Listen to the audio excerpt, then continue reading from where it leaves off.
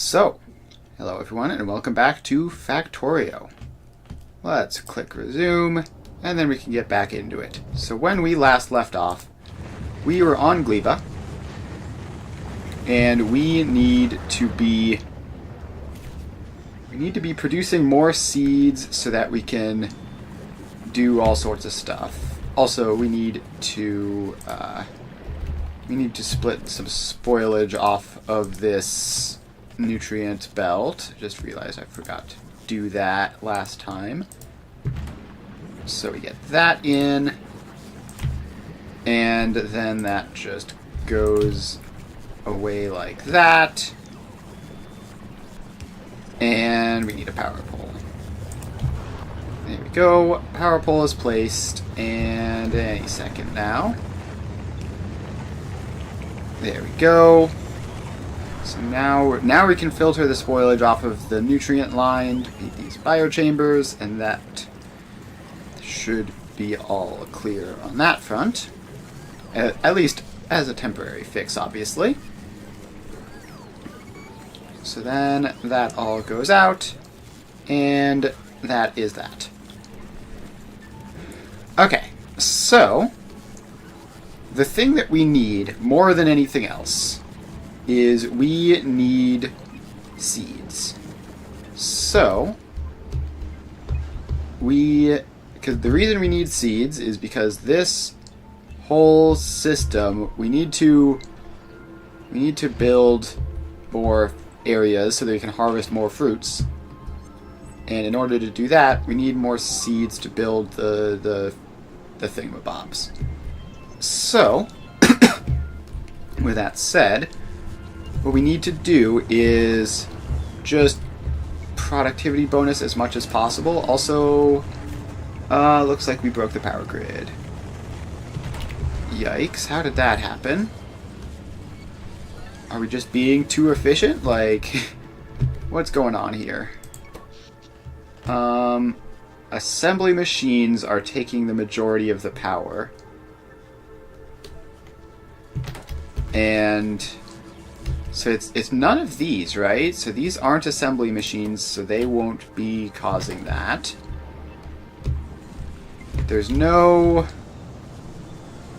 failure here, except for the heat not being hot enough. So, what exactly is the problem? So which assembly machines are it? It's these assembly machines here, which are running super expensively. So, let's see. We are going to need to get power set up on Gleba more than we currently have. So, the easiest option would just be to expand out this rocket fuel production. So, if we take this stuff out, I don't know why, I guess there was a stone patch there at one point. So we take that out, and then this is 80 megawatts of heat output, which is... Alright, so technically we could even do more than that, but that's fine. So what we need to do is copy all of this, and not the random miners, but that's fine. So copy that, it all goes in, and we don't have the steam turbines to run this. And then we also need a way of getting the heat pipes through to here, like that. And then we need 2 more heating towers. So that all goes in like that. And then we need the steam turbines. Hopefully the Spidertron just coincidentally has some, otherwise we'll need to import them, which could cause problems. Alright, Spidertron, please randomly be holding heating towers. No, you're not. You have basically nothing, in fact. Okay. So in that case, we need to import them. So Gleba support. You can get this attached in. So where are those? They should be in this category, right? Yes, steam turbines. Just ask for like another 50 of them. And we had all the other stuff, right? At least for this row, we had all the other stuff. So hopefully we don't need more. Hopefully that will be fine, but I guess it won't really hurt much to just add in another couple of heat exchangers and another couple of heating towers. So we can get all of those over here to Gleba. And then we will set this up to request them. So you request heating towers, heat exchangers, and steam turbines. But I think what we probably want to do, because the power demand is going to keep going up, right? So I think at some point we're just going to want to swap over to just fusion-based power. Now, I believe we have some of these guys visit Gleba, right? So Aquilo Quantum Support does pass over Gleba temporarily. So that's good. But we want to get... what's it called? We need to get a fusion blueprint down here. Did I made a blueprint for this, right? No, apparently I didn't make the blueprint for the non-Aquilo one. But that's fine, so we could just go to Vulcanus, because this is where we're using it. We just go up here, and we zoom in, copy this. Actually, let's just blueprint this. So that is fusion generator. Create blueprint. And then we can just plop this down here on Gleba. Just somewhere random. And then a whole lot of that is going to get built, and a whole lot of it is going to need pieces. So we need 30 fusion generators, 2 reactors, a cryogenic plant, and then we are also going to need some of the cooling stuff. So let's go to here. Where is this? So you are going to request... we only need like 2 of those. And we need like 30 of these. And we need 2 fusion reactors. And we need couple barrels of fluoroketone, which we shouldn't need many of. Is that everything? Oh, and we need some more pipes, which we can just make those locally. I thought we would have already done so, in fact. So pipes are... what are pipes made of? Are they just iron plates? Yes, they are just iron plates. Okay. So, we've got our iron plate supply here. We just pop an assembler down and bring that across. You will make pipes and output to there. So that should all get built up. if we have the foundation for it. There we go. So now we have a supply of pipes, which we don't need to make too many of, but we have them now.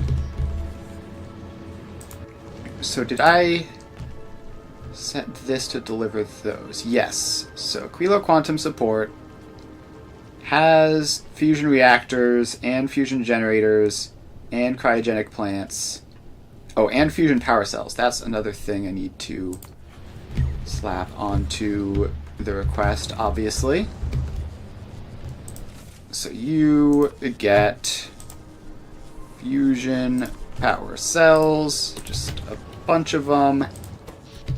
And then we need to check, are you carrying... Yes, you are carrying fluoroketone as well. So that is all good. And then this just has a couple more stops until it will make it to Gleba. So it has to go to Aquilo, do its thing there, and then turn around and leave. And then it'll make it to Gleba, and that should provide all the power that we could ever want. Meantime, Gleba support is going to provide us a little bit of a boost in the short term, right? So you're here now, and hopefully we'll have delivered all that stuff, and it should be on its way down. Yep, all sorts of fancy stuff gets delivered, and then this stuff can all get built. There we go. So more steam power. Very cool. So that obviously kicks that into full gear, and now we are seemingly just barely over demand. So we have that. And then in a little bit, the fusion power will show up and we'll be all good to go. So this is all set up correctly to begin with, right? So we get barrels, we get this stuff out, and I assume this all works. And I don't know how many barrels of fluoroketone we're going to need for this, but it should be fine. So now that's just on its way over to here, and that'll give us infinite power, basically, compared to what we have now. Okay, so what were we doing? Right, so we need to be making these guys more productive, because as it currently stands, the main limiting factor is seeds. So we take the quality modules out for now, and actually we can just replace these all with productivity modules, because we need seeds. That's the main thing we need more of. So we get all of those guys in. And then, so this won't obviously directly produce the quality stuff as well, but that's fine because we don't need that at the moment. At the moment, we need seeds. And this will be this is the most efficient-ish way of doing that. Obviously, if we had higher quality productivity modules, it would be even better. But this should be good to go. So as long as we can get fruit up here, then that will be that. And so then, what we need to do is we need to do the same thing over on the jelly nut side of things. So, first we get these to fully utilize their space. So this one outputs to there. So this belt is going to go out and down and then into that way. And I guess it just merges up, because why not? And then This is kind of a mess now. So the seeds need to split up this way instead of going into here. So I guess we'll just take that out. And you need to go down a bit and loop around and then go up through to there and then in. Okay, so all those get built, and we're not missing anything, right? It's tough to say because there's like 10 trillion missing material for construction warnings. But it looks like that's everything, which means that we can now take all of this stuff down and let's see here. So we need to dismantle every single thing that's in this area so that the machines can plant into it. So that all goes away. And now if we look at you, we are all clear, except that apparently this needs like a... This needs some foundation or something. Overgrowth, jelly nut soil. So we need to get some of that stuff in once it eventually shows up. So that should be you all done. And maximum efficiency. Now this one, I don't like that it's right next to the top one, or that it's slightly misaligned. That's kind of gross. But we just need to do what we can with it. So this is obviously right on the edge, which means we need to use the overgrowth soil again. And then this is set up properly. We just need to dismantle these belts, and then that all works. So overgrowth jelly nut soil goes into all of these areas and all of these areas, and obviously we're probably going to run out of the stuff pretty soon, but if we can just get as much of it built up into here, then that will increase the speed of jelly nut production. Okay, I think I have highlighted everything for that one. And now we're short on jelly nut soil, so that's done. So that is going to be expanding up a bunch and planting all that stuff. So we want to also be doing the same thing over here. And you are doing fine for all that stuff. So we need this one, although it's kind of in an awkward spot with all sorts of stuff around it. Now this is, I believe, enough range to do everything we need to. So if we copy paste this and pop that into right there, does that actually fit? No, it doesn't. It needs to be a little bit more precise. But it will fit like that. So then that goes up like that. This comes out like that. And we're all good. So now we just have to take these belts down and across and then merge them up like that.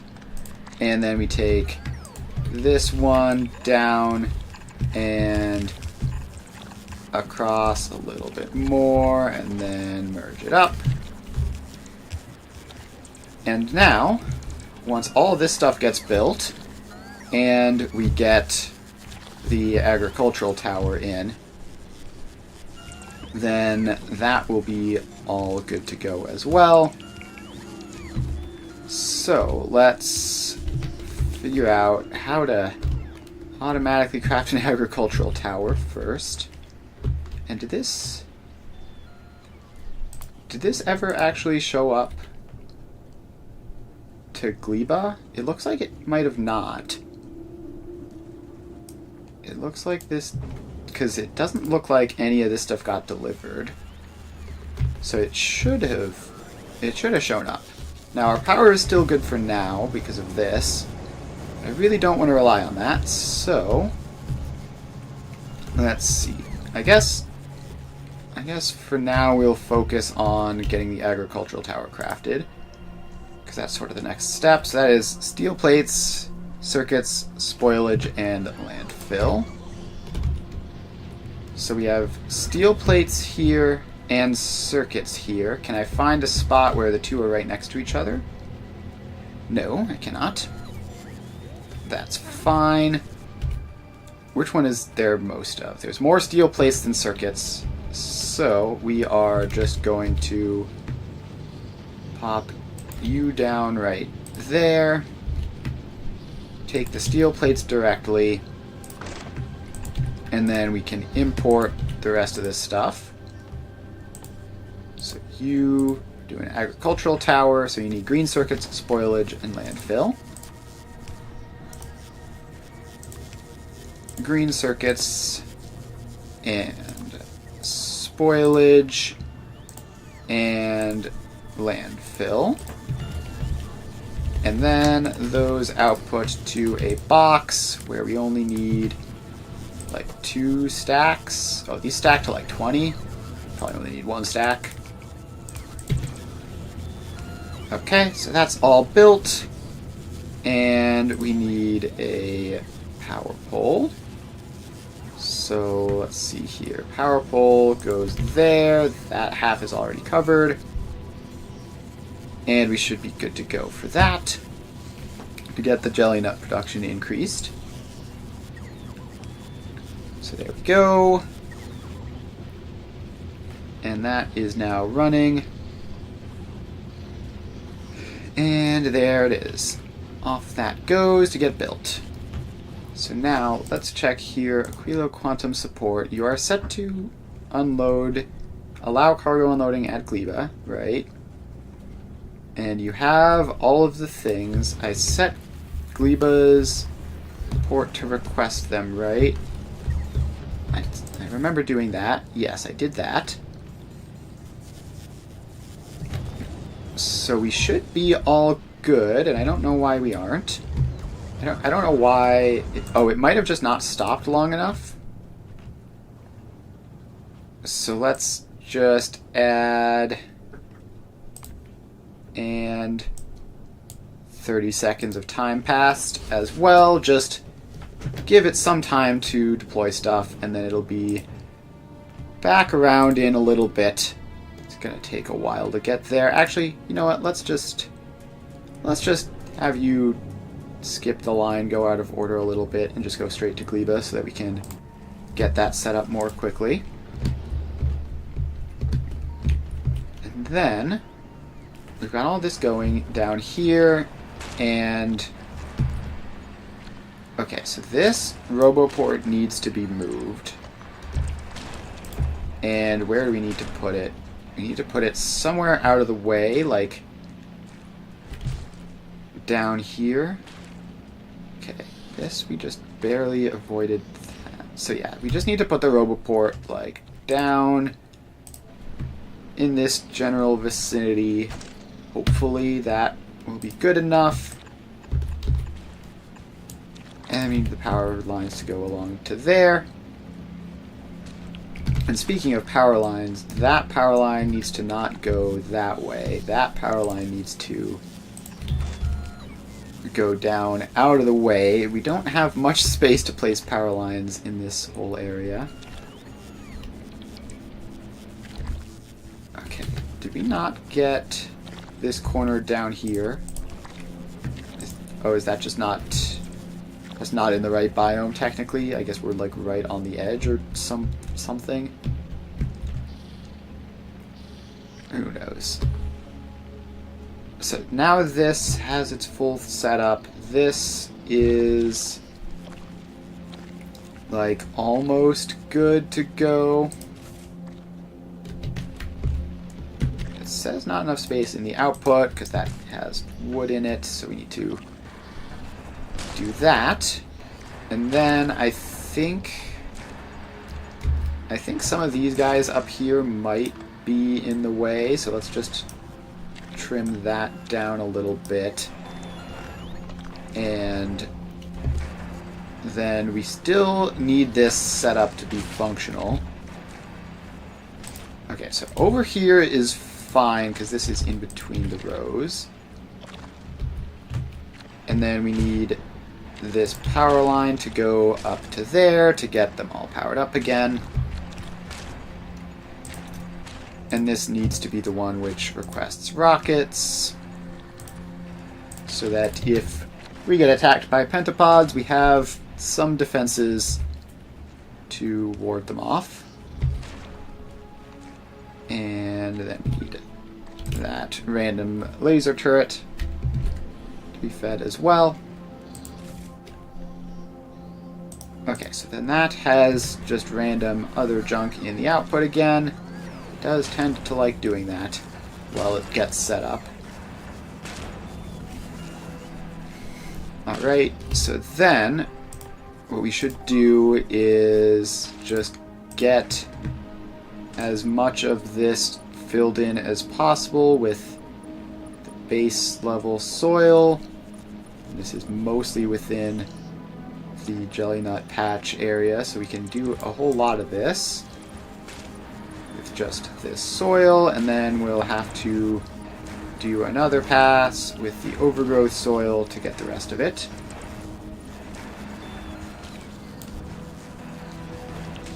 Okay, so that should be everything. I guess we'll fill that in just so that the green box of annoyance goes away. And there we go.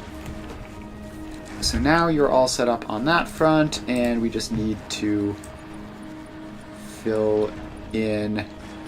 Obviously none of this is going to get built anytime soon because we don't actually have this stuff, but just fill it in so that it will get built automatically without me having to come back and do this again.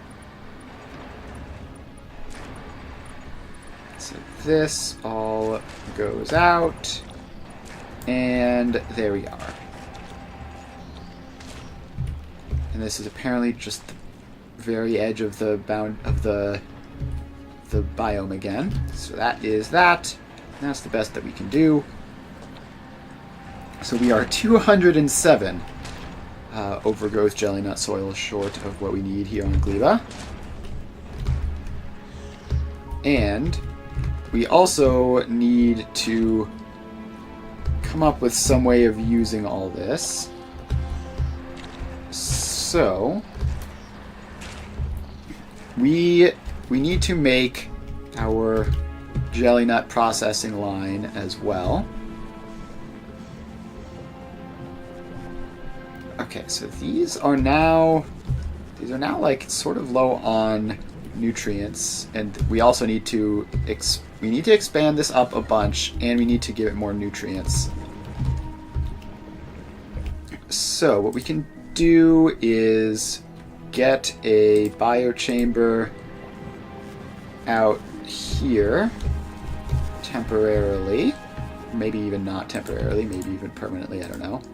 And you are going to do nutrients from Yumiko Mash,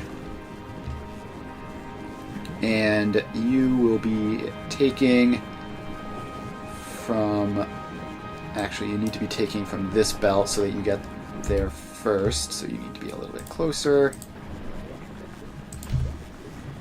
And then this belt here goes underground a little bit. So you take Yumiko Mash from there, and you do nutrients from Yumiko Mash. Then that inserter gets powered, and now this produces nutrients, which are going to go out onto a belt, which will then immediately feed itself. And let's see, let's get this productivity moduled and speed moduled. Might as well. Just have that go extra quick. The speed module won't mess with the quality modules once those are in. So then, this belt starts off feeding itself, and then it just ramps up to there where the nutrients go. Okay, so that is all in. And now we just need to get some... Okay, so first of all, this needs to be input priority left in order to keep it running as much as possible. And we're going to need to expand this row to use even more. And then we need some of these guys. Then we need to just bootstrap this, right? So we need some nutrients to go into this guy to start with, which is going to be a bit rough, but it'll get there. And then that definitely needs to be a stack inserter probably, because it's going to be real fast. Okay. So that... I just realized I messed that up and I had it facing the wrong way. Okay, so now you've made some nutrients here, and as this starts running better, that should go even faster. And now this should be mostly self-sustaining in terms of nutrients. Hopefully. As long as it just keeps doing its thing, it should continue to work. Alright, so yeah, there we go. So that's a nutrient supply for this. And then we need to expand this row of machines up massively. And can we actually just fit some beacons on here? So they can't go there easily. They can't go in between. Yeah, these are actually kind of difficult to beacon just because of spacing. Now, they can go here actually because this is just the loop back. So, if we get that in and speed module it, this is temporary for when we're doing this seed production part of this. So we just need as much Yumiko fruit consumption as possible, or else this will get jammed. So then we need to just copy this whole thing up a little bit, make more of these guys so that they run even faster, and we want more of them like this with the beacons in. Okay, so we need to do that then, and this looks like it's definitely keeping up in terms of nutrient supply, so that's good. So let's just copy paste you and just get like a couple more of these guys in. and then we're going to have to redesign it somewhat to get it all functional, because we're going to have to be going underneath this. That needs to have an underground belt. The rest of these look like they're good, though. So then all the belts go in. That belt is definitely wrong. Okay, so this belt here is the fruit. So that goes like that. This belt here is the seeds. Okay, so this belt here is the seeds. So that is just going to be doing its thing. The nutrients need to go all the way outside to there. Right, and then that's this belt. And once that is cleared, it should all be good. And then we just need to get this nutrient supply back up into that. It started going the wrong way. So then the nutrient supply reconnects back up.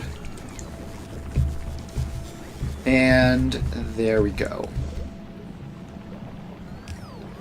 So that is that. Plenty of nutrients to feed all the machines. And now we're back to having the supply of Yumiko fruits under control again. And these are pretty high demand up here at the top. They're like 4 per second each, which is a lot. And the good news is, because these are biochambers, that's not even going to add like hardly any power, right? It will add nutrient consumption though. So that might be a concern. Max consumption, 3 megawatts of nutrients. So that's like a lot of nutrients. That certainly is not a small amount of nutrients. I wonder if the long-handled inserters are even enough for that. Who knows? And it should be fine. Like, this is all going. It doesn't look too bad. It looks like our recycling is getting enough of it down, so that's fine. Even with all those quality modules removed from these, we're still a lot short from constructing this. Alright, I got distracted because this was broken. What I need to be doing then is I need to literally just... Come on, get to a good zoom for it. I need to literally just copy this entire thing and paste it down next to itself. And then we need to swap all these recipes to jelly nut processing. So that goes all the way through. Then this needs to be nutrients from... Oh, we can't actually get nutrients from jelly nuts. That's unfortunate. So then we're going to have to just like split off some of the nutrients from this side.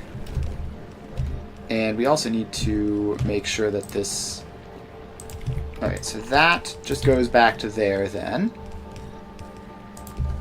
And I don't know how drone coverage is here.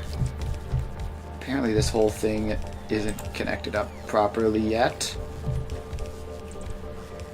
We're like 100 belts short. Transport platform, do you have belts?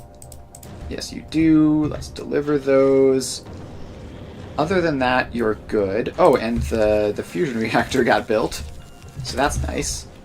Can't imagine we'll be using too much of that, but it's good to have it. Okay, so this biochamber doesn't need to exist because we can't get nutrients there. Then, okay, another thing which we need to fix is this needs to be a merge in, like so. Alright, so now all of these guys have their nutrients as well. But obviously, now we just need to get these two belts hooked up to the jelly nut supply and seed supply. So that is going up this way. And how are we going to get it up there? I guess we just go around. I guess we just go around this way. That makes sense. Okay, so that's this belt and this belt.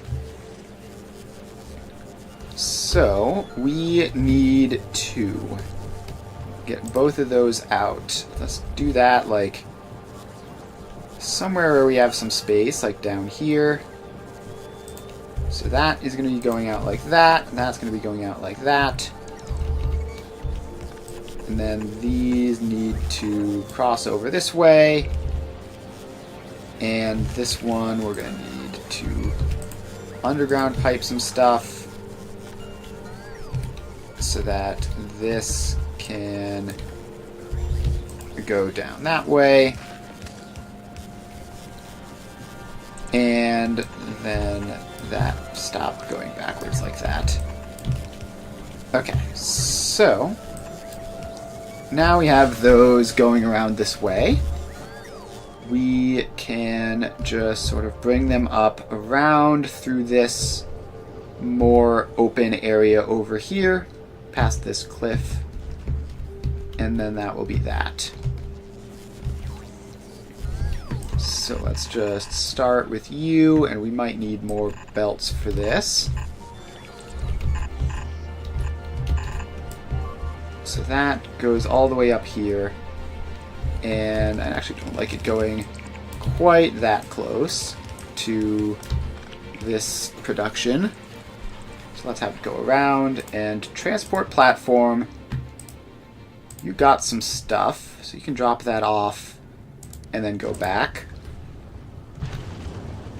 So there you go.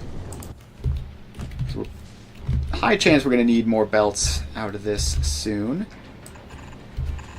So you continue going up, and you just need to go up there and then across all of this stuff. Okay, so that should be easy enough. Just go like this, and all the way up, and then across. And then you go up into that. Okay, and sure enough, we ran out of belts again, as expected. Does Gleba support happen to be carrying belts? It is. Alright, Gleba, you can request some belts, just to make sure that we've got those. There we go, so that request is in. And now we just need to take the seed belt all the way around and just have it follow the same route. And it just goes along this way. And the fact that this is going backwards makes it mildly more annoying to build. Okay, it looks like some of those belts must have showed up now. So that goes all the way down to there. I didn't need to cross that, but it's... Actually, I did eventually. I did eventually need to cross that. So now we're missing underground belts. Gleba support, do you have underground belts? Yes, you do. Please drop those off. And also just all of those. Probably going to need those, right? And then give us another stack of basic modules, just because why not? Might as well while we're dropping stuff off. Okay, so now we get this belt going all the way up this way. And just doing the old wrap along. And then all the way. And now we just connect that up to there. And we're good. And apparently we have all the items we need to do all that. So that is pretty cool indeed. Now what we need to do is we need to go down here. Where do these guys split? We need this to be output priority right to make sure that the factory proper always gets its jelly nuts. And then the excess can go this way. And hopefully it can handle those. So up here it's actually like considerably slower. And this splitter system here isn't doing anything. Why not? Oh, it's because I grabbed it off of before I had fixed this. So you need to merge in like that. With probably input priority. Actually, I think no input priority might be better. Alright, so now that's working again. And we can get all of this going. And we even have some quality modules in here, so the quality jelly nuts are a thing. So we have these two setups. They're going.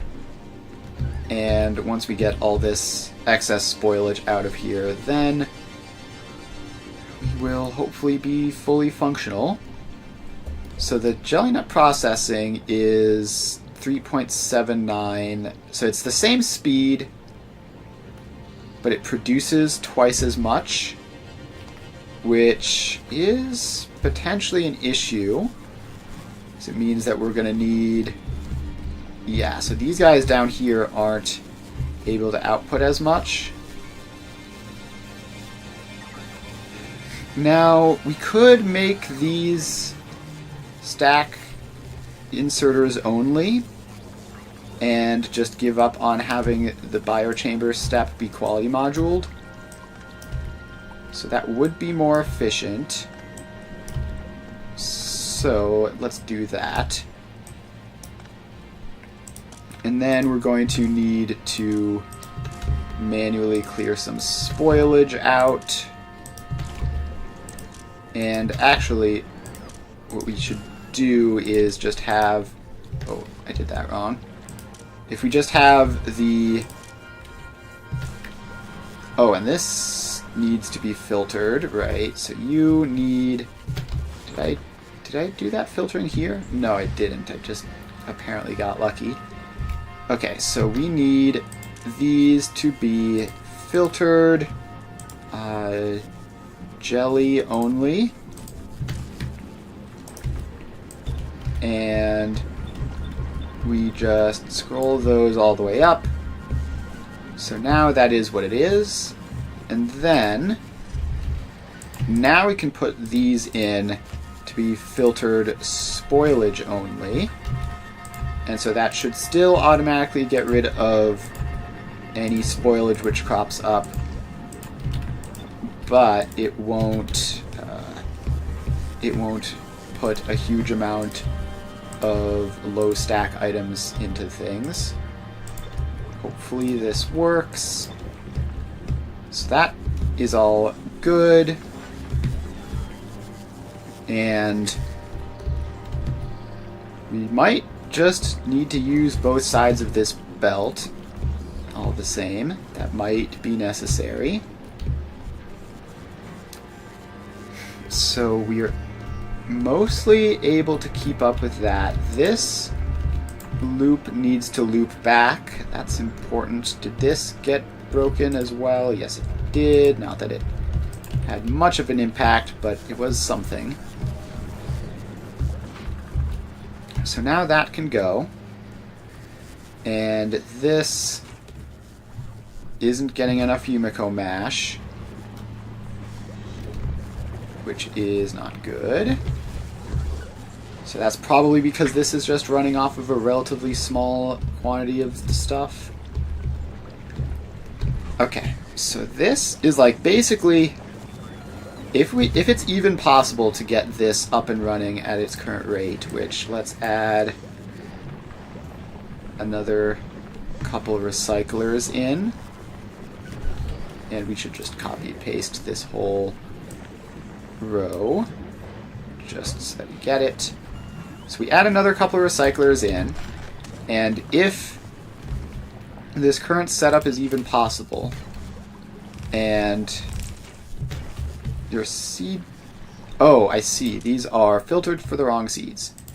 Of course. So we need to set those so that these can all do their thing. So if this is able to keep up with the jelly nut supply, then this will be about the maximum that we can do in a single row like this. And let's see here. Yeah, it's nice having this be on two separate rows so that we can do the recycling better, but we might need to... So these are also just mostly full stacks, right? Because they're stack inserters. So that's all good. So I think it is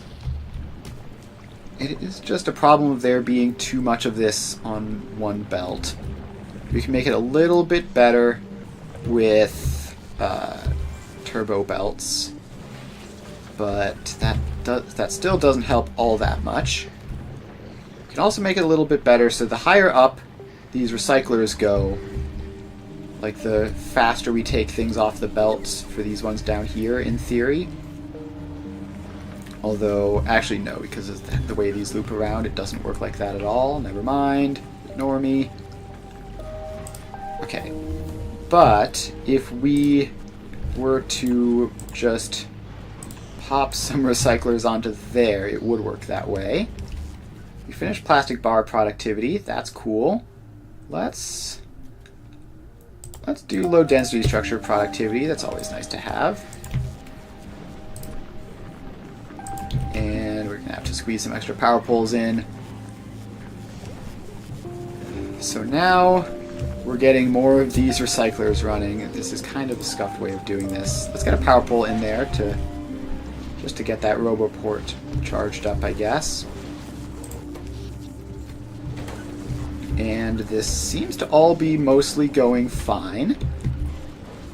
The supply of Yumiko ash is way less consistent, just because this is backed up most of the way. It's backed up all the way to there. Now the problem is, I don't know if that was backed up like to begin with and is slowly unbacklogging, or if it's just going to be like that forever. It's hard to know for certain, but it sure looks like that might be the case. Did I just see something on this belt? Oh, I probably saw something with some rarity in it, which is not a problem. Okay, so this down here is backlogged. This has gotten stuck. Oh, I see. Okay, so that's fine. Actually, how is this stuff oh, wait. How is this getting here? There are literally no modules there. Oh, it's because they're wrapping all the way around. Right, that makes sense. Okay, so I think that means we need to add even more of these guys in. So let's copy paste that and get as much of that stuff built as possible. And now we're going to be running into these beacons, which we want to have in the short term. So that is all going. So now we have even more recycling, which hopefully will help keep up a little bit better. But then what we probably need to just... I'm assuming we don't have... Oh, we do have higher tier belts. We don't have the specialty stuff though, which is a problem, obviously, because that stuff is also needed. But yeah, so if we just make sure that that whole area is turbo, and then we need to get somewhere here, transport platform, I guess, can pick these up. So you need to get turbo underground belts and turbo splitters, and get both of those, and then head over to Gleba to deliver them. And then that will get all this running just a little bit faster. And also, it does look like this... It looks like this backlog is depleting over time. So that's good. So hopefully we'll eventually catch up, and we'll just get like occasional bursts and not have to deal with this constant influx. So it does look like, you know, the amount of seeds going out is pretty good though, so that's nice. And I don't think you need this jumpstart nutrient supply. I think we can just save those for whatever the main factory needs them for.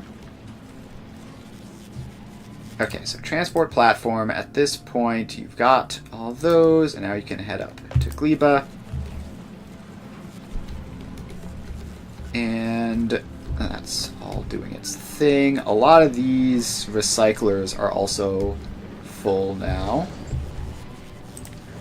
So let's get some of this stuff upgraded over here as well. And then hopefully that will be enough once we get these couple of choke points in. Hopefully that will be an improvement. If not, then we're going to have issues. We're already seeing a whole lot of spoilage, which should just get recycled down once it gets here. So it's not like the end of the world. It's just hard to tell whether this jelly nut backlog is increasing or decreasing. So obviously it all is fine here in the main factory. Everything's going well there. So that's all good. And okay, this has got to be decreasing unless there's like a massive burst coming. We should be getting through all of these stockpiled jelly nuts. And then this problem should stop existing.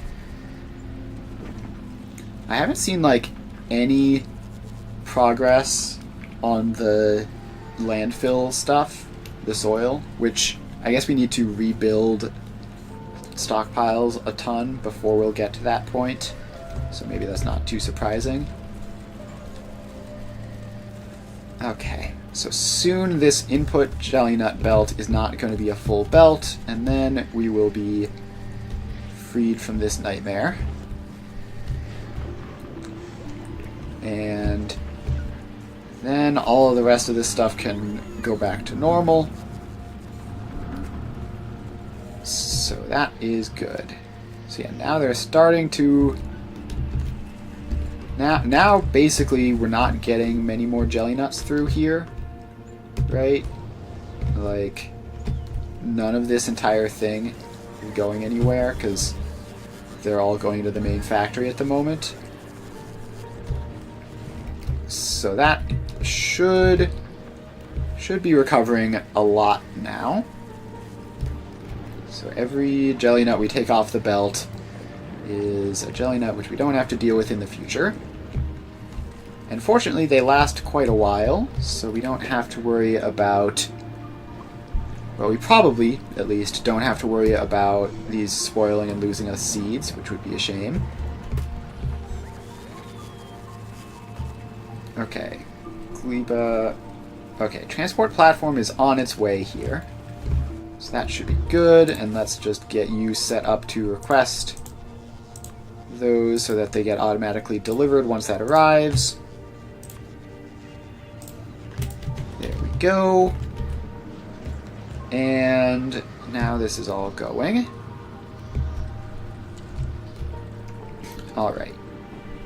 Any second now, these are going to stop. These are going to start having some space to breathe. But boy, is this a lot of backlog that we have. Did you ever? No, you didn't manage to get any high tier modules off of that trip. That's fine though. Back on Novice, this is all still working, and we've got another 15 of those built up and ready to deliver once we have the opportunity to do so. And we are getting another wave of jelly nuts right on time for us to not get things under control. Unfortunate, but we should be able to manage this. So it's sort of a steady trickle right now. I'm not entirely sure exactly how that works, but it should be fine. Okay, I really just want, because there's really not much I can do here aside from waiting for transport platform. Once these are in, the belts will move faster, and that will help a little bit. But it's not even that big of an impact, right? It's 60 versus 45, so an extra 15 per second is, it's solid, but it's not, you know, doubling or anything. Okay, transport platform is here, which means those items should be getting delivered now. And yeah, there they are. Turbo underground belts, turbo splitters. And there we go. The drones have found them and upgraded them. So now this is all moving faster, and it should be getting better. So again, the amount of jelly nuts is lower than it has been in the past. So we are getting things under control now. And we just have to be patient. Okay, so here's something I've considered. So the spoilage on this, no, it'll all just go into these recyclers, because recyclers don't have recipes, so it will eventually get destroyed no matter what. So that shouldn't be an issue. And then it's just a question of how long this will take to get under control, and whether it will get under control by the time the next delivery of jelly nuts comes around, which hopefully shouldn't be too long. At least on the Yumiko side of things, it's pretty infrequent, honestly.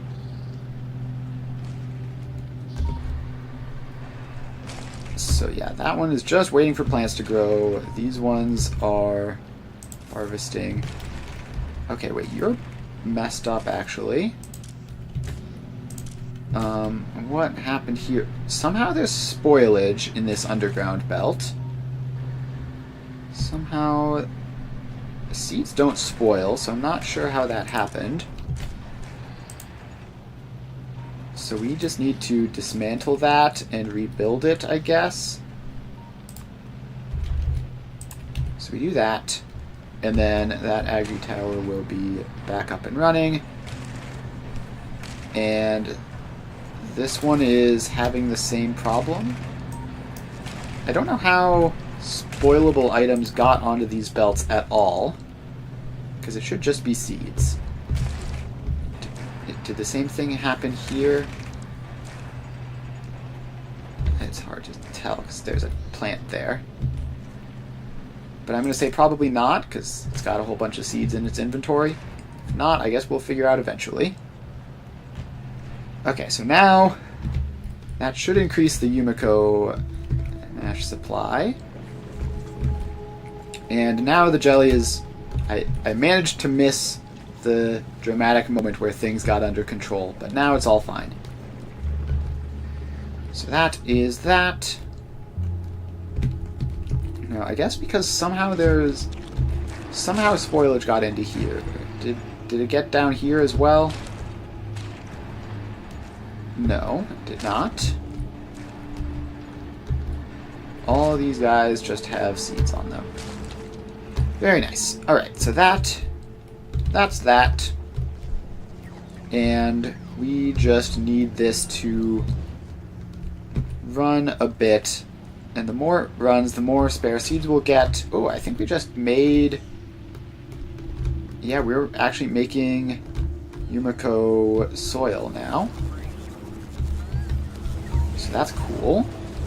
So the amount of seeds that we have must have... Yumiko seeds must have finally caught back up.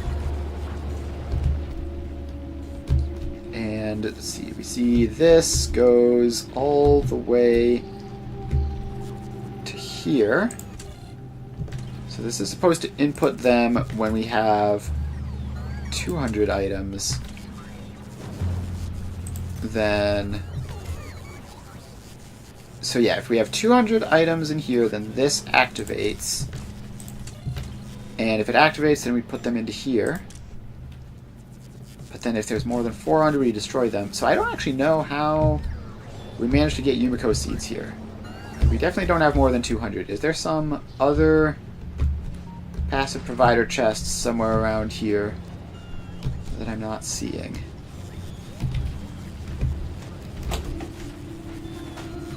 No, there isn't. Unless it's like in some weird, highly specific place, which it doesn't seem to be. Yeah, so these are just passing straight through.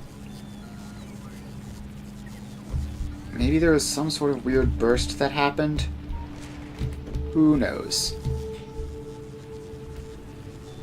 Who knows? Not me, that's for sure. But it's working now, and the jelly nuts are also doing their thing.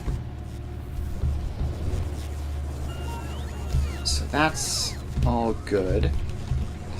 Yeah, I just need to figure out like how we're getting seeds for this, because it shouldn't be possible. So no Yumiko seeds, right? That's how it should be. That's how it should be for quite a while until this builds back up again to a healthy buffer. It's all the way up to 124 right now, which is pretty solid, but not solid enough. We need so much. We need so much input in order to like get anything useful out of it. Although we do have just the occasional legendary jelly and Yumiko mash just floating around. So that's cool. And obviously they spoil pretty fast. So I guess let's set up the next phase. So we need to make Bioflux. We need to make legendary Bioflux, which is just Yumiko mash and jelly.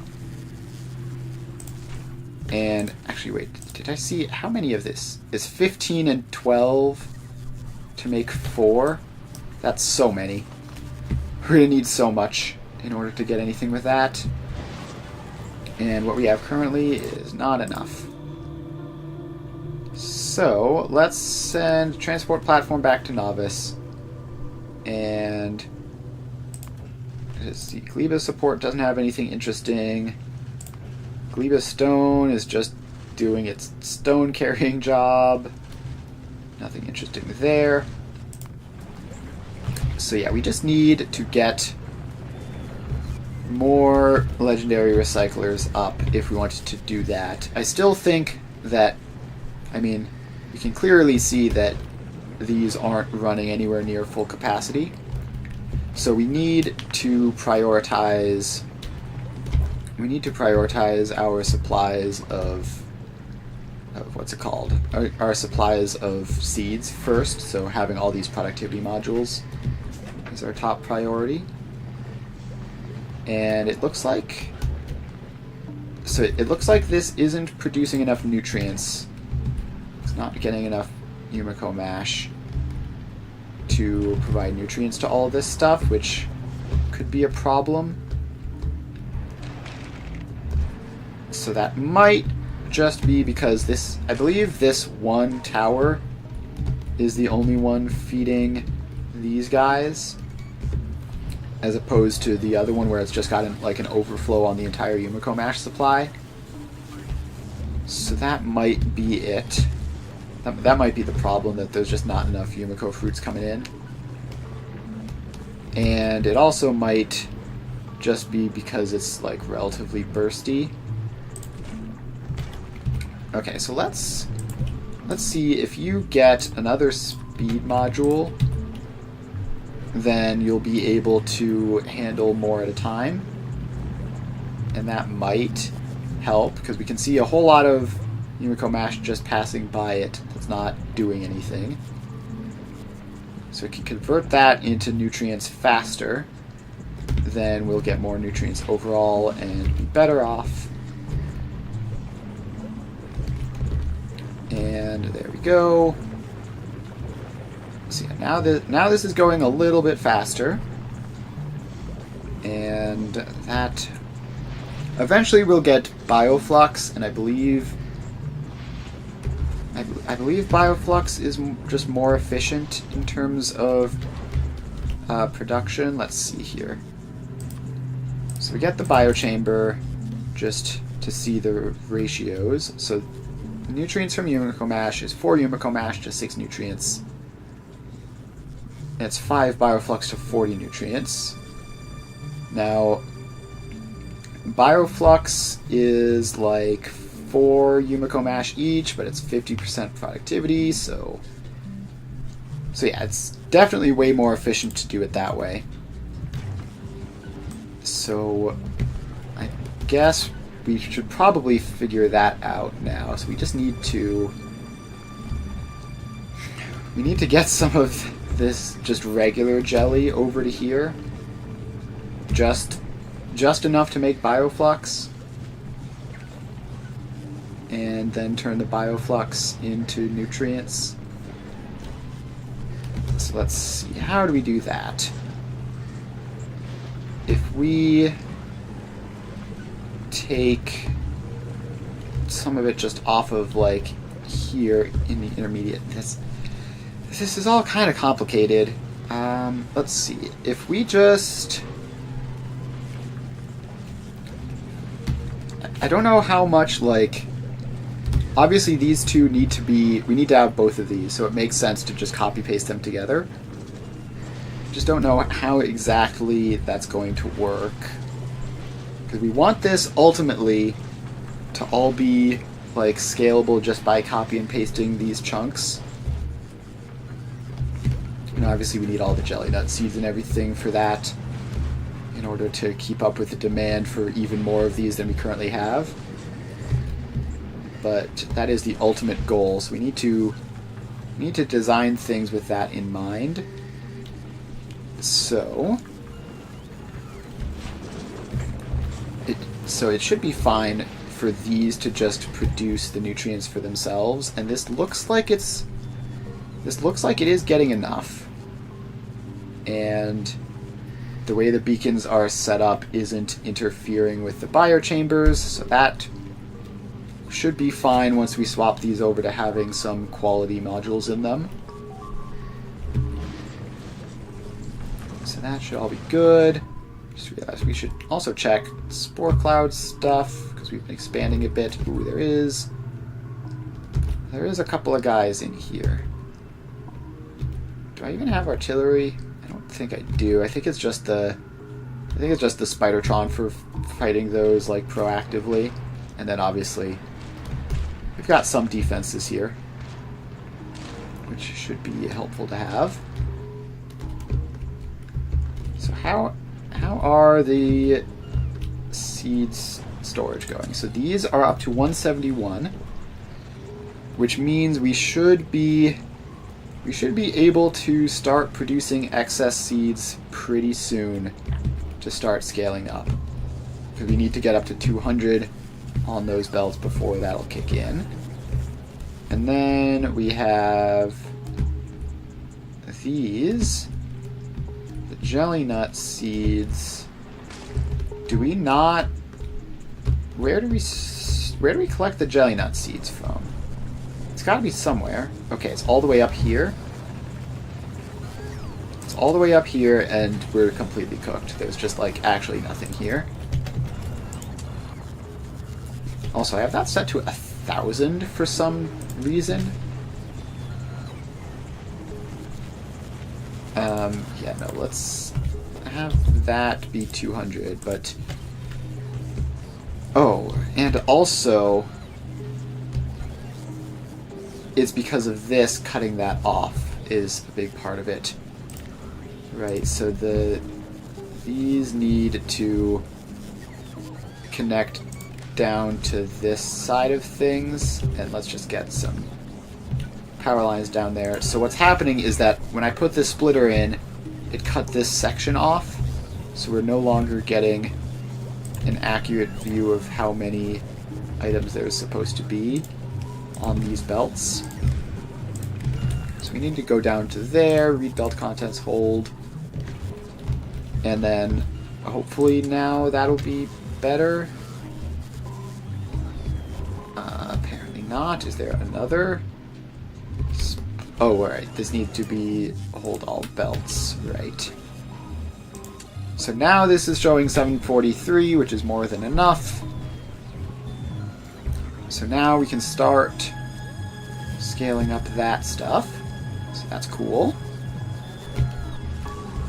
And that should get us going on getting more jelly nuts through, which will be nice.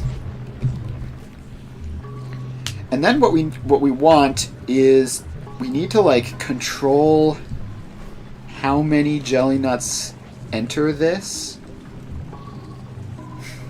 I don't know. That's going to be some complicated stuff for the future once we're like properly setting up the scalable versions of this.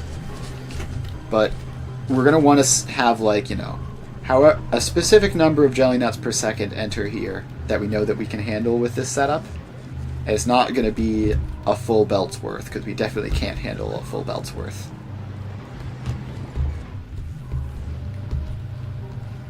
Alright, so let's check this. It should be just about good now. Okay, it's down to 160 something.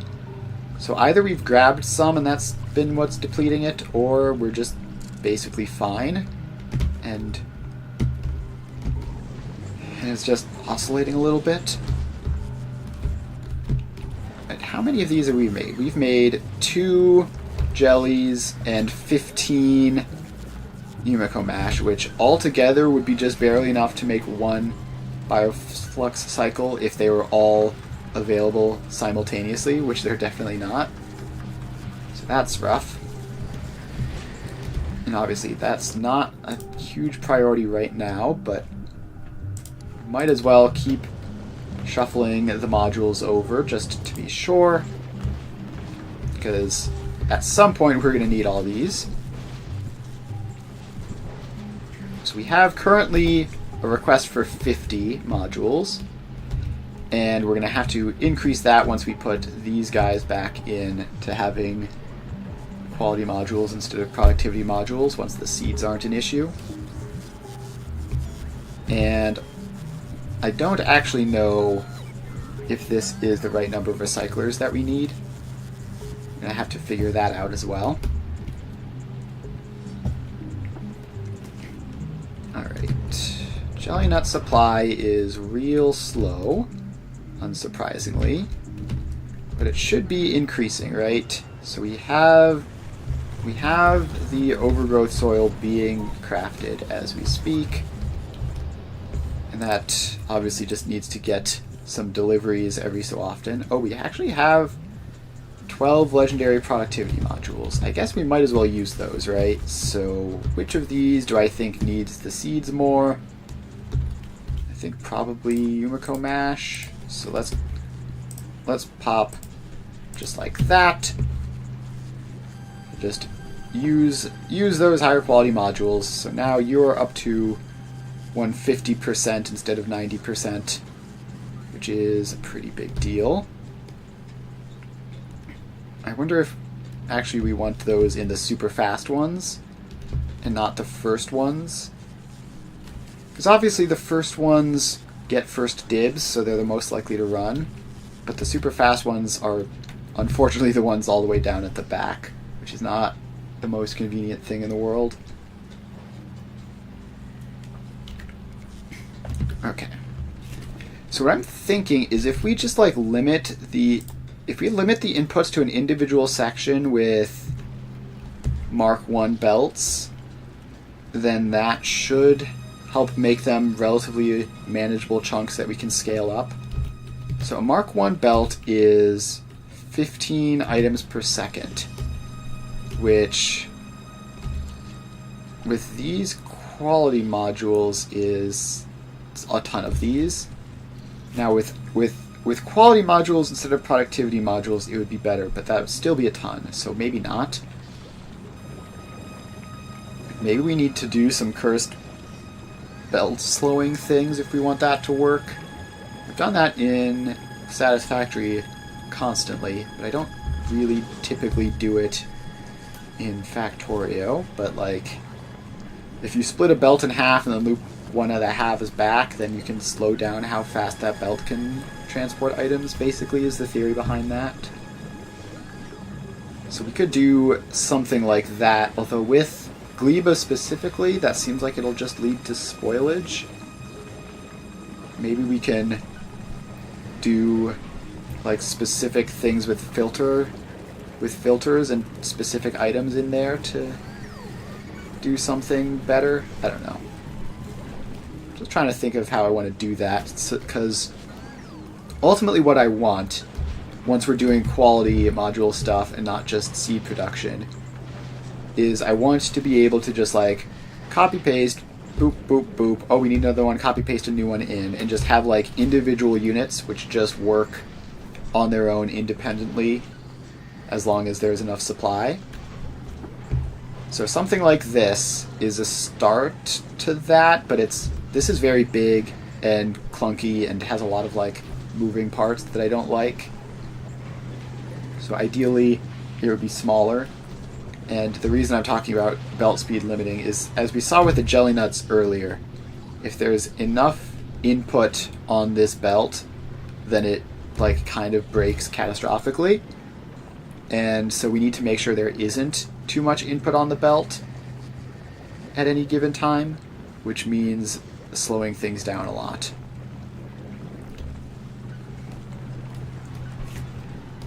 Okay, so this is just going. And we should be producing a lot of seeds now. I wonder if... So these guys are mostly Productivity Module 3, but they aren't in biochambers, so they don't produce as much of a seed surplus, which is fine. I don't want to mess with the old factory. Like, this is a huge, complicated mess, and it's all interconnected, so if I change something, even if I don't think it'll break anything, it might break something, so I'd much rather not. I'd much rather not change anything and just rely on it working properly. So this is all going. It's like half power, basically. So that's going well. Plenty of nuclear power, no concerns there.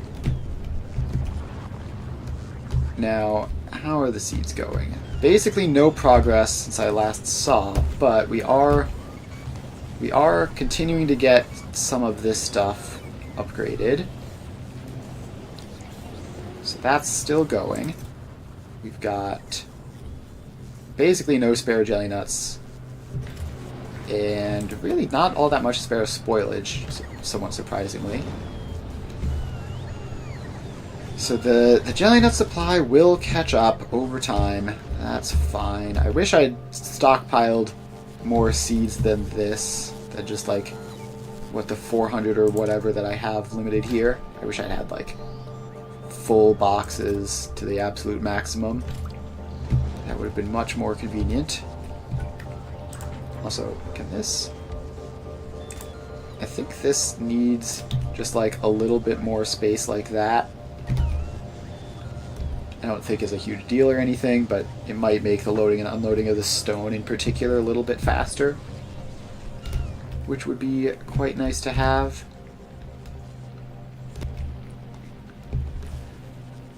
Alright, so this is all going, and the amount of spoilage here is going up to 17 and 3. Transport platform is here, so we can drop off another 20 quality modules.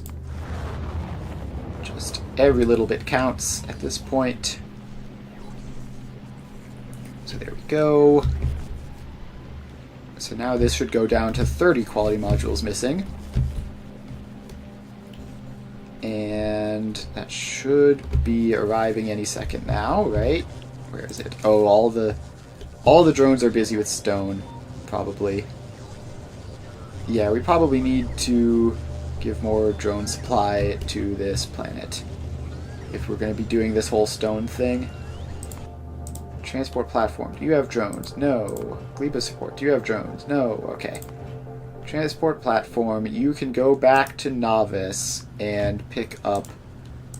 where are they? They're going to be in another logistics. Just pick up another 200 logistics drones from Novice. We probably have that, right? Where's Novice's logistics drones supply, where we actually like craft them and keep them in a box? I actually don't know how much of that we even have. It's been a while since I've looked at Novice's stuff, or really logistics stuff in general. I've sort of just been assuming the drones we currently have are managing to keep up with that. Alright, so that's here. And we aren't crafting more, but we've got like 100 of each in storage. And this is set up to not input to there, right? So this, let's bring those storages up to a little bit more. And then, are those the construction bots that it's pulling? Yes, it is. It has requests for both types, so I don't know what's going on there, but so this should be filling up with logistics bots now, and we have well more than enough of all of those guys here on Novice. So that should be fine. The logistics bots are... It says they're on the way. It says that they are on the way. I kind of don't believe it, but whatever. Let's go back up to here, and this is still just doing its thing. Still nothing interesting going on at all. Although we are getting Yumiko seeds, so that's nice. We're up to 100 and... We're up to 75 Yumiko overgrowth soil required to build everything. And so that hopefully just keeps going down. And we can't build these in any fancy buildings or anything, so we're just kind of stuck like this for now.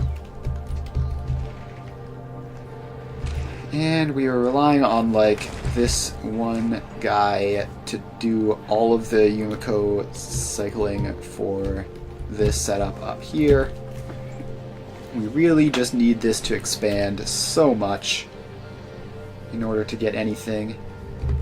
So yeah, the fact that we need the legendary jelly and the legendary Yumiko mash at this, like, simultaneously in reasonably high quantities in order to get legendary bioflux and then eventually convert that to legendary plastic is definitely a bit of a complication, which I hadn't thought of when I was setting this up, but it's only really a complication because we're working with small quantities right now. Like, once we scale this up a ton, it should eventually figure itself out and be fine. It's just waiting for that to happen, which is the issue. Okay, let's check back on Vulcanus, because Vulcanus was doing all this stuff, and it looks like it's still working. So like all these machines are running. This is up to 563 out of that. So it looks like we haven't quite gotten to the point where we have like massive reserves of legendary copper like we do of legendary iron. But it should be pretty solid like on the ground side of things. So let's see. The legendary stuff is all in here. So copper cables, we've got 14,642 legendary copper cables in logistic storage. You'll love to see it. And then on top of that, we have like 1,000 legendary copper plates. So this entire box is just about full. Now this box is 9.6k, and it said we had like 14,000, so I don't know where the other 5,000 legendary copper cable is. Oh, it's in here, right? That makes sense. So this is the local production of this thing. This produces plates and cables. So yeah, definitely not a concern anymore. And it's so much not a concern that we can just like anything that makes green, that uses iron copper in any combination, we can just like do legendary versions of those now without worrying about it. So, for example, assembly machine 3s, right? So, no, because those require advanced circuits, which are where the plastic holdup is. So, almost there. But we can make, like, legendary assembly machine 2s, I guess. I don't know, maybe that'll be better. So, we can also... I guess, go back to trying to figure out the legendary tungsten, because then that would get us foundries. I think refined concrete is easy, right? Yeah, so we need legendary stone for that, which might be a bit of a limiter, but should be fine. Legendary recyclers are always tough. But yeah, we're definitely at the point where like we can make legendary oil refineries and it should be easy. We can make legendary chemical plants, and we just need this dang plastic. And once we get the plastic, like, everything opens up. Like, legendary assembly machine 3s everywhere, because why not? And, okay, legendary landfill seems like a nightmare. We need so much stone for that, but, like, if we can get legendary biochambers, that would be very convenient. Very convenient for Gleba to have legendary biochambers. Just go extra speed per machine. So this is still going, and it looks like we have very, very slow progress on the actual production of things. Although here, this has seeds. We've got like 50 seeds there. And we've got like 16 seeds there. So we're back to the biter eggs actually being the limiting factor for the soil. So that's good. And Gleba support's just about to show up, so that should be solved as well. So we'll see if the supply of biter eggs suddenly showing up causes that to change. So it'd be really, really nice if we could just, like, get enough of these guys and then just have a whole bunch of these and then not worry about it and be able to expand like crazy. But we need a lot of biter eggs per craft. And also we're a little bit wasteful of them just because of how this is designed. Although, it's pretty minor, but I think occasionally some do get through to the heating tower. But it's actually looking good. So maybe that's wrong? No. Okay, yeah, definitely. Occasionally we fall a little bit behind and some get through the heating tower. But that's all good. We've only missed a couple. So that's going to be a pretty solid burst of soil. And then now we're back to the point where we're out of seeds for those. But we might have gotten like a full additional crop zone out of that. And now we don't have the seeds. And actually, this one doesn't have the spoilage, which is a bit of a strange problem to have. So we need to manufacture large quantities of spoilage, apparently. So how do we do that? So I think probably what we need is we just want to set those values up, because if these are going to have long periods where they're not running and then they're going to run out of spoilage immediately, then we can fix that by just having them stockpile more spoilage in advance. So now we're just getting through the last couple biter eggs there. And then we need more Yumiko seeds. Okay. Down to 60 and 149. And that's to get 3 of each, right? Yeah, so that's just to get 3 of each completely functional. It's funny that the way the 60 here are spread out, it's like about the same output probably as the jelly nuts, with like 3 times as many squares missing. It's just how the cookie crumbles, apparently.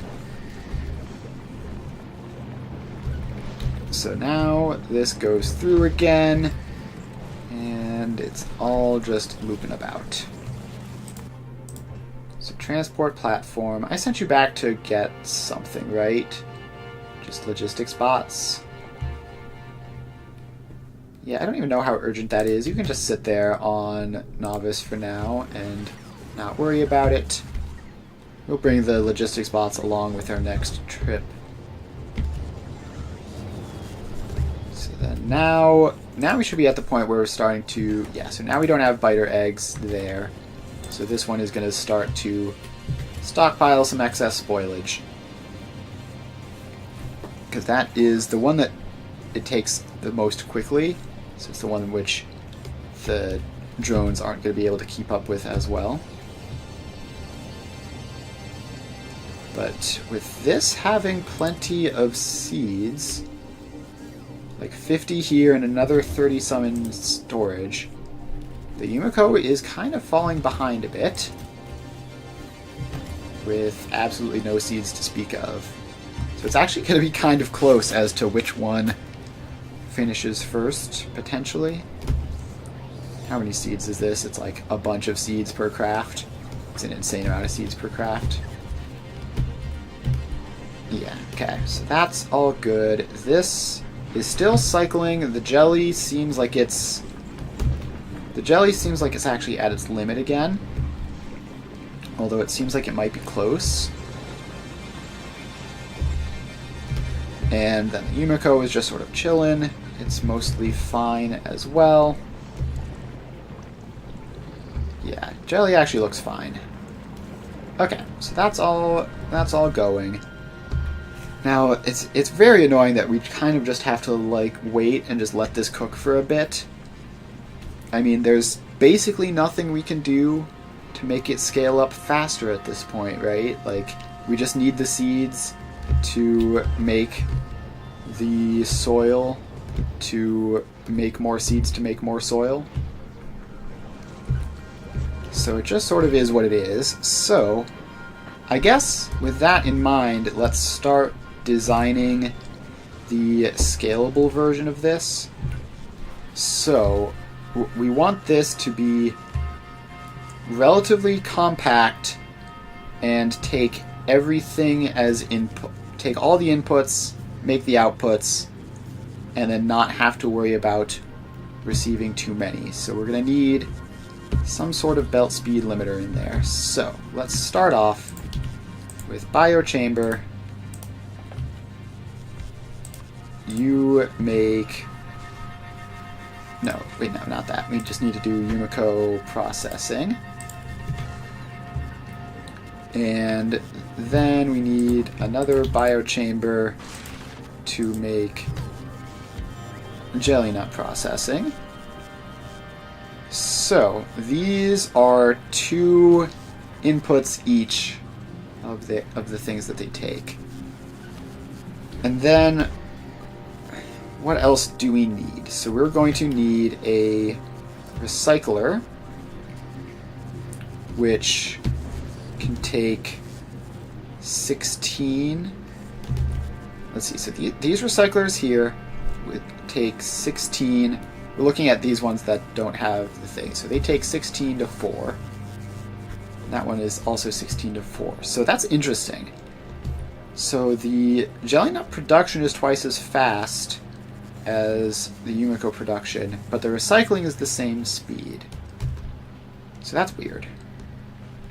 That's a little bit funky, but whatever. So we are going to need our recyclers for that, and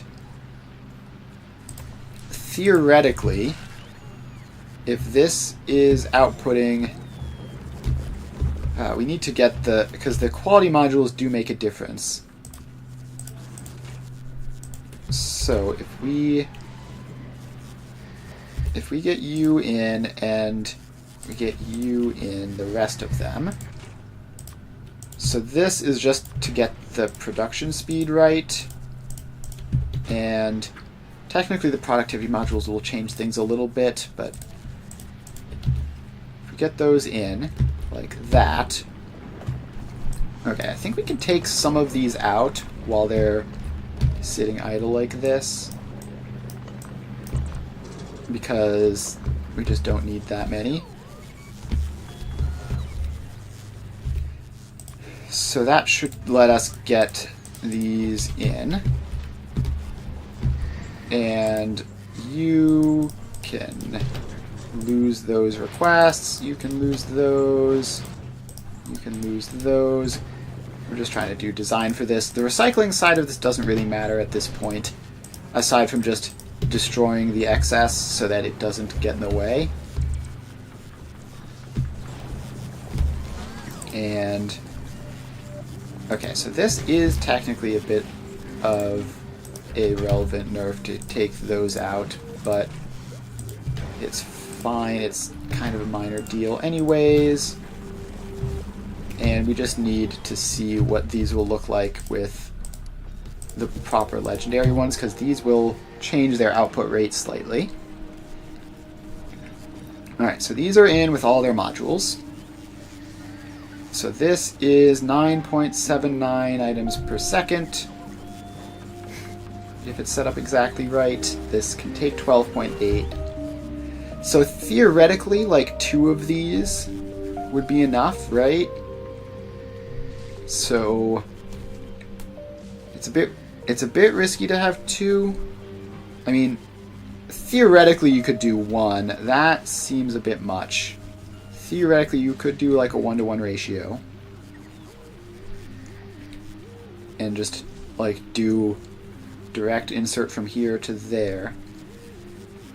So then the problem is this output is 3.2 per second, whereas so it's 3.2, 12.8 minus 3.2, what's that? It's 9.6. And these guys, so that would work for, it would work for the Yumiko mash easily. It would just barely not quite work for the jelly nuts. So what if we do like a 4 to 5 thing where we like have 4 of these and then 5 of those? So that should work as like a decent ratio. So let's get that built. So we need a row of 1, 2, 3, 5 of those. And they need inputs. And then we need a row of 1, 2, 3, 4 of these. And they need to output. And I think we're going to do this the way we did it over there, where it just loops around like this, and we just do that. So then the inserters all go in. I'm not too worried about placing those exactly. So then we have this, which comes out and goes in that way. So how many items per second is this? This is 10, 20, 30, 40-ish. This can handle 45 max. So this might actually be too fast already, because this is going to be half of this, which is like 20 items per second, although stack inserters... No, we can't do stack inserters for this. The reason we can't do stack inserters is because it's going to have the quality modules, which is going to make forming stacks very, very difficult. Which means that we need to... So we need this to be tier 2 belts, first of all, which apparently we can't quite... Apparently we don't have those. Transport platform, please request tier 2 belts in significant quantities from Novice. And there's only 200 on the planet because it's not the source of them. But that's fine. It'll get them eventually, and then we can just worry about it from there. Okay. So, if we have these as tier 2 belts, then is that actually necessary? So, in total, these are going to be 40. The recycling is like 25%, so in total this is going to be like 50, which is just barely too much. So I think in that case we just chop down one of these and go 3 to 4, and that should definitely be fine on tier 1 belts. Can we get like a downgrade planner? Can I just... So we don't end up needing those to be higher tier belts, so they can just be like this, and then that goes in. But now we have 30 on one side and like a quarter of 30, which is less than 10 on the other side, which means that these need to use both sides of the belt. So these also just have to be more expanded out like this anyways, because we need to get the seeds out. So that should be easy, right? So we need the seed belts to go out like this, and that's all, right? So yeah, so then these can be this compact, and not like that, like that. So this is 3 biochambers, and it's like 30 total. And then we need... So the side of the belt here can take 22.5. So we put 2 of these on one side of the belt, the last one on the other. So let's see, these are just going to be outputting to here, so the far side. So this needs to get on the near side of this belt, which we just do some janky nonsense like that. So you do that, and so this puts... So we put 20 on the far side of the belt. We put like 10-ish on the near side of the belt. We put a little less than 10-ish on this side of the belt, which is going to become the wrong thing. So this actually needs to go up to here. No, not like that, though. Okay, hang on. you need to... Oh boy. Fun with belts. So this is what we need to have happen, except we need this to actually loop around and go up there. So what if we just do like this? And wait, no, these two can just merge up, however, because they're just going to be forced in on that side. So that works, and that needs to go up there to reach that. Okay, so we have 20-ish on the far side of the belt. We have 20-ish on the near side of the belt. This should just barely work, I think. It might just barely not work, in which case I will be sad. But I think it'll just barely work, and that would be very cool. So then let's just set up this whole loop thing. So we need a row for the jelly nuts, we need a row for the nutrients, and actually we should be able to just have the nutrients on the other side of the row, right? So, yeah, let's assume we're going to be doing that. We'll have to figure that out when we do the Yumiko Mash side, which should be easier in terms of getting the items out, because there's just going to be less of them. So, we have that, and then that is the seed output down there. So now we have this.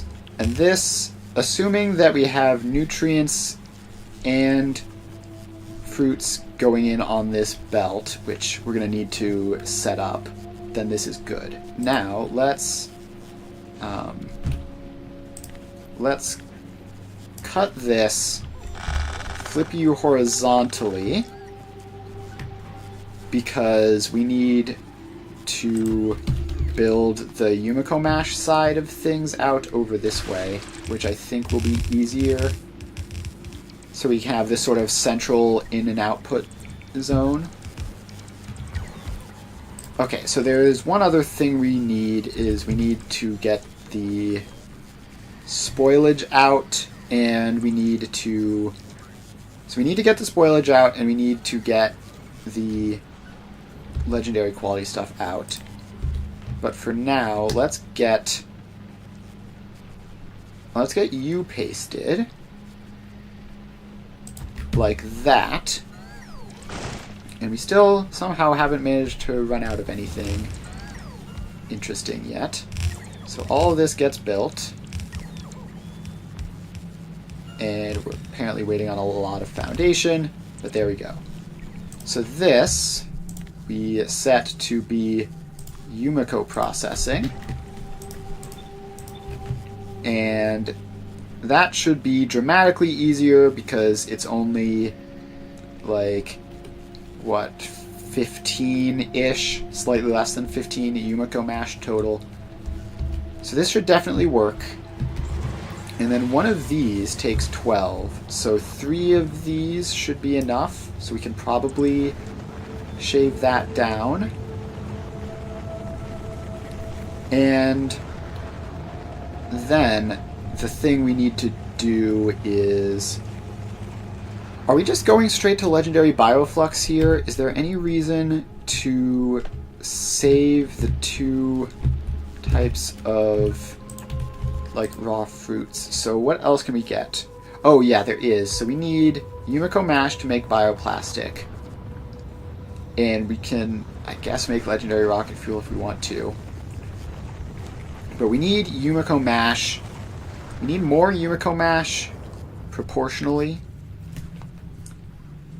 Yeah, actually, that's something we need to consider, is we need way more Yumiko Mash in general. So we need more Yumiko Mash to make Bioflux. Then we need an additional on top of that to make plastic. Whereas the jelly, we only need the 12. So let's think. So this makes 4 Bioflux. This... uses 4 Yumiko mash per bioflux, so this is like 1 additional per bioflux. So it's like 16. I don't know. I don't know the ratio, but the point is we need more. We need more Yumiko mash production than we need jelly nut production. So, with that in mind, do we... It's not that much more, right? So we probably just need to add like 1 more on top. So let's get that going. So this all loops out like that. This is going to be 15 total up to this point. And that just continues going up. And then we need to get 1 more of these guys in, which will be somewhere like that. No, I need to hold shift to get rid of the cliff. Hopefully we don't run out of cliff explosives. That would be a shame. Okay, so now we have this. How much is this? 5, 10, 15, 20. So this is going to be 20 on this side of the belt, which is just barely enough. Just barely enough, right? So this is 22.5, and these are going to be 20. So yeah, that should be enough. And then the recycling can go on this side, and that's all good. Now, even still, because the jelly is so much faster, we need like more than twice as much of these as we do jelly. Is there anything at all that we can use just spare jelly for? We can't even make it into nutrients. That's frustrating. Okay. Let's see here. I guess we can just crunch it into iron bacteria super inefficiently. Actually, that'll give us... I guess that'll give us legendary iron, which we don't really need. That doesn't need extra jelly. This doesn't need extra jelly. Okay, there's just actually just no purpose for jelly. Let's check. Maybe there's some weird assembler recipe. Maybe there's some weird assembler recipe which needs jelly that isn't in the biochamber for some reason.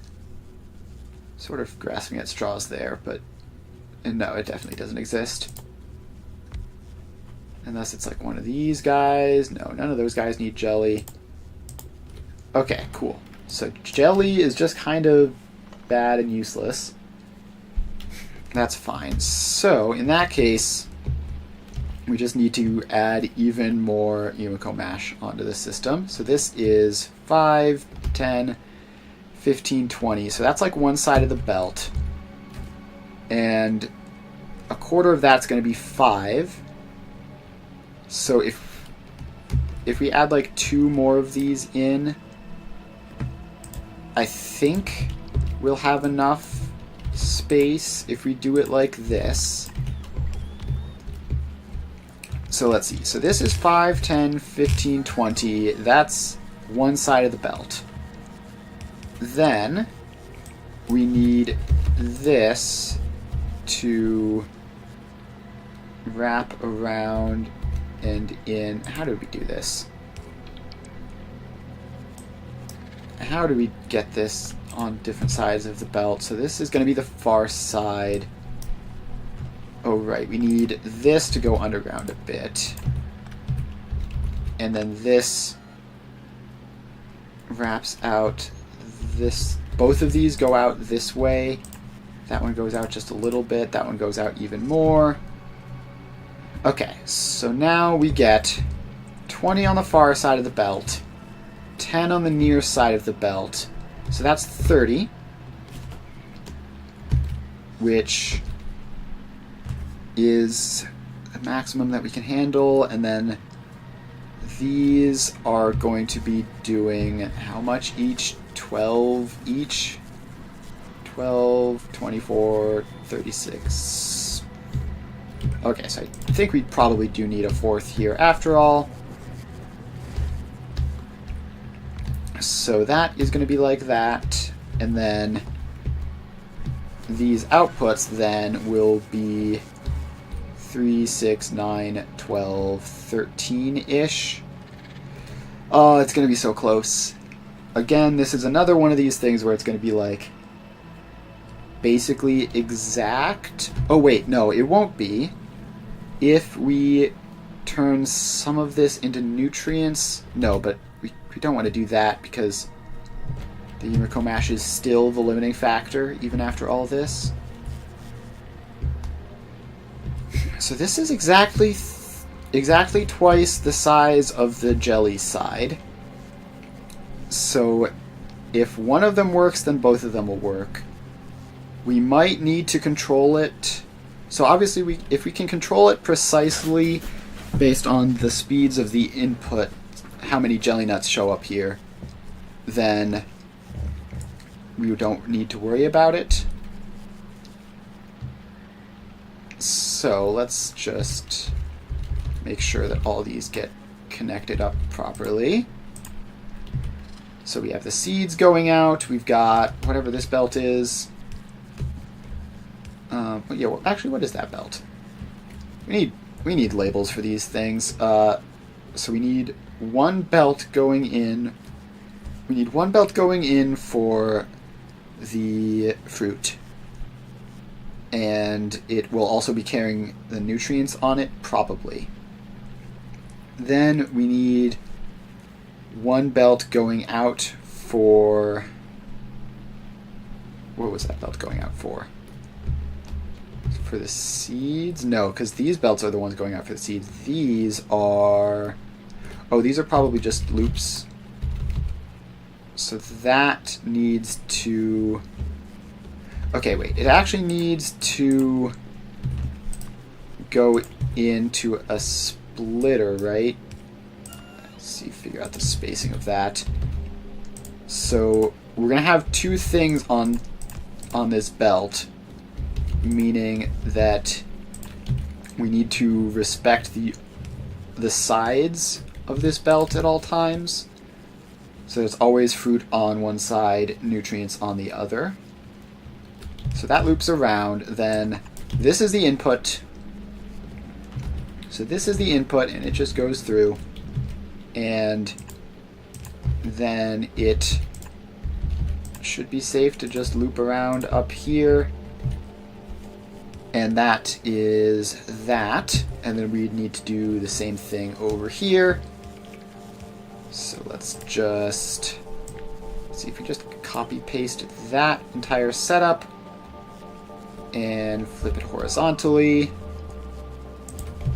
and then pop it in.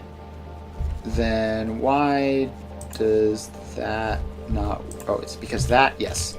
So there we go. And then this just loops around like that. Okay, so now we need to... So now we have all this. The next step is we need to filter out spoilage and legendary quality stuff. So the spoilage filter can be here, right? So this will be... Yeah, so actually we can pop those together and they will be output filter for spoilage, and you also filter for spoilage but the other way around. And then these two belts just merge together and then just do something, probably. Okay, let's actually try to get this like standardized spacing. So that needs to be there to be most compact, and then we have that going out to here. So now this row is like the input row of the entire factory. So we hook up where the seeds go, actually. The seeds are right back here. The seeds are right back here, so actually we need this to like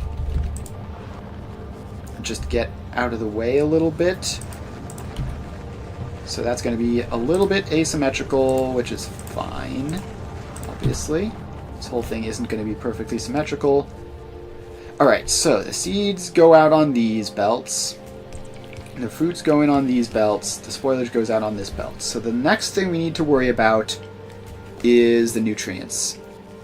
Now, we could just have, like, a random thing somewhere which makes nutrients, but that would be more complicated. Actually, I just thought of something. We want these to be as independent as possible, right? So, instead of having the spoilage be an output which needs to be dealt with somewhere, what we do instead is we just have back here. Okay, so this is where we need to start thinking about these outputs, which can be like there, so that then we can get that up there. And you will be filter for spoilage up this way. And then you... I just realized I need to connect that loop around, I think. Yeah, so that loop needs to be connected around, and those belts need to be connected as well for the seed output. But anyways, so what I was saying was, so this is the spoilage output here, and then we need a similar thing here, which... Is it just me, or do these work differently? Oh, this is the Yumiko Mash side, which I don't think we'll actually have spoilage to worry about. So I think we actually just don't need that at all. So where we need the spoilage output is here on the jelly recycling side, because that's where it could very much be a thing that happens. So we get splitters there and there, and you will be output priority right filter spoilage, and you will be filter spoilage output priority right. So if that's correct, then both of these take the spoilage out and can then just burn it. They can just burn the spoilage themselves and not have to worry about any weird other things doing that. So we just have those. They might need more inserters, but there should definitely not be so much spoilage that a single heating tower can't deal with it.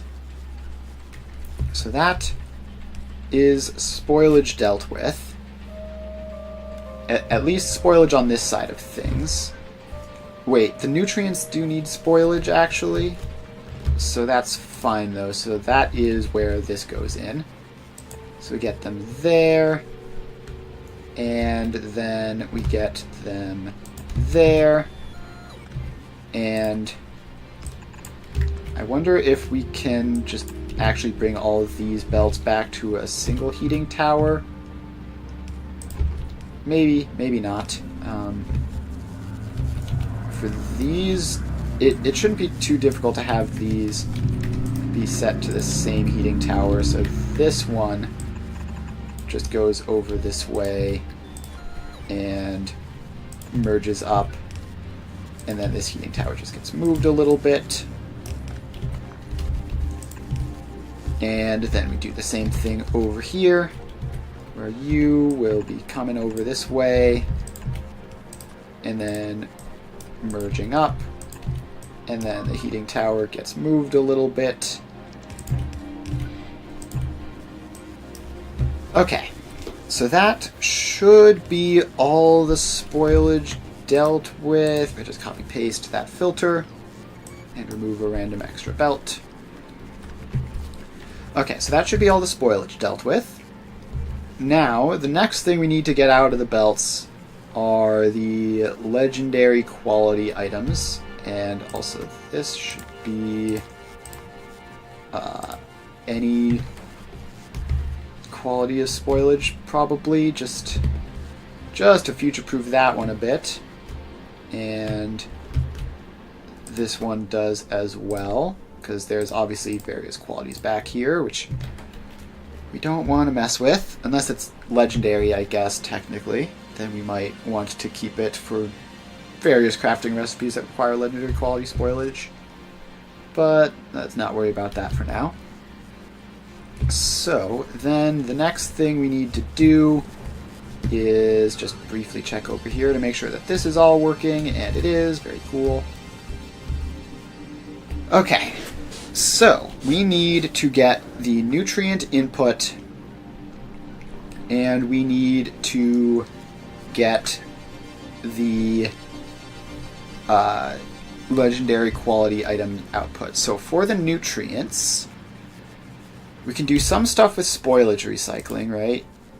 So there's like nutrients to spoilage as a recipe, which we can do. And actually, is that in a biochamber or... Yeah, so this is 10 spoilage makes 1 nutrient. And that's definitely not going to be enough, so we can mostly just ignore that. So I think what we need to do is we somehow need to get a system in here to make the nutrients and then insert them on this loop somehow. So what I'm seeing is that we've got space here. We've got space here, right? Where we don't need the extra jelly nuts because we would run into belt limitations.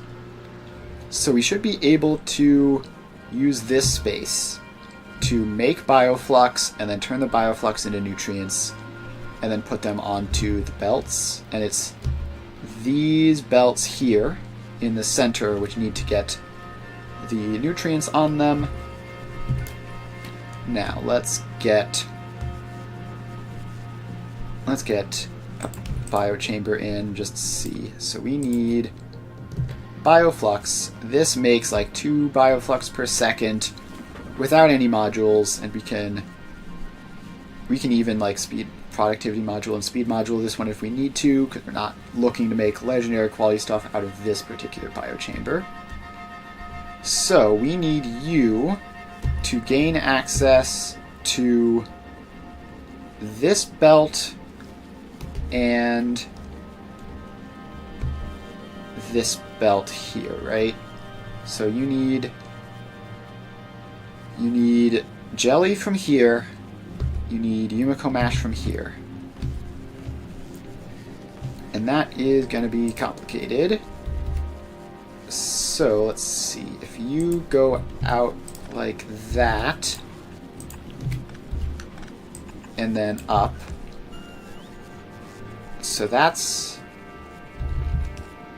the jelly, that's the easy part. This loop will need to go up past it just for nutrient purposes, because you are a biochamber, so you need nutrients. So we have jelly, check. We need to get Yumiko mash all the way from here over to here. So let's just take some random spot along here.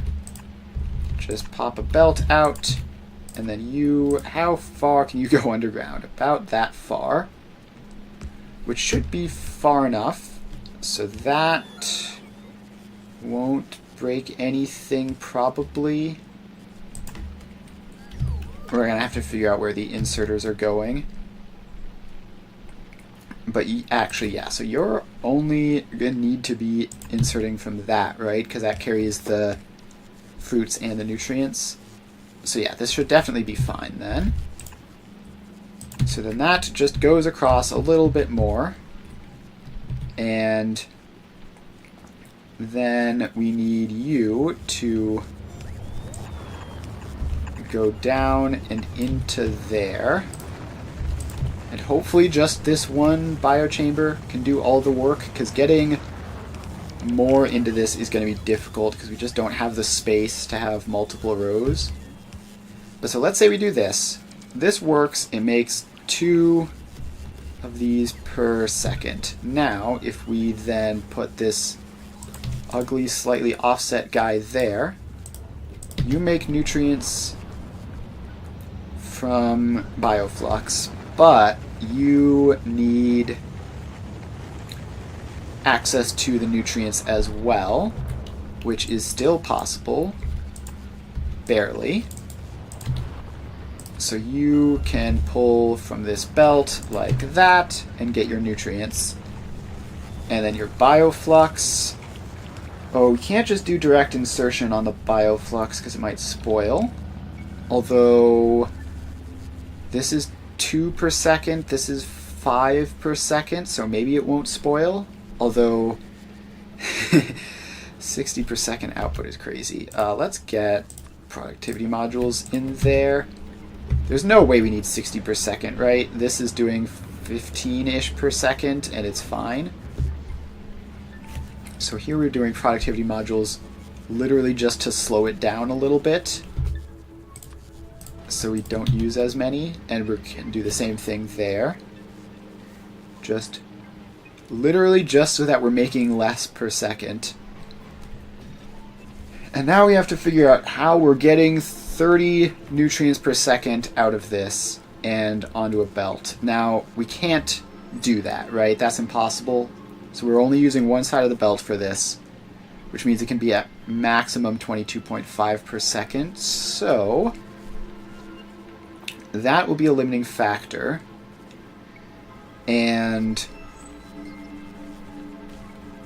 yes, that'll be a limiting factor, which we shouldn't run into problems with, like, the total nutrient demand of all of this, right? 22.5 per second is still a lot. And these are only plus 80% consumption. So that's 900 kilowatts of demand. And as compared to these ones, which are like 2.1 megawatts.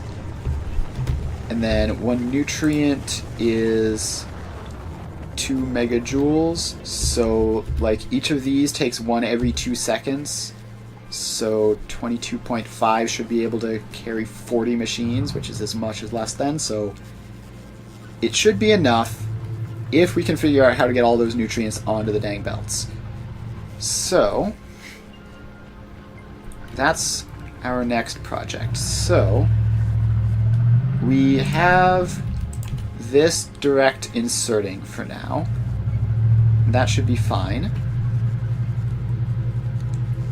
So this produces 1 per second. This produces 1 bioflux per second, and this would then make 15 nutrients per second, which should still be well more than enough. And then we just have to hope that the belt space on this is enough to not clog with 15 per second, minus the demand, minus spoilage getting filtered.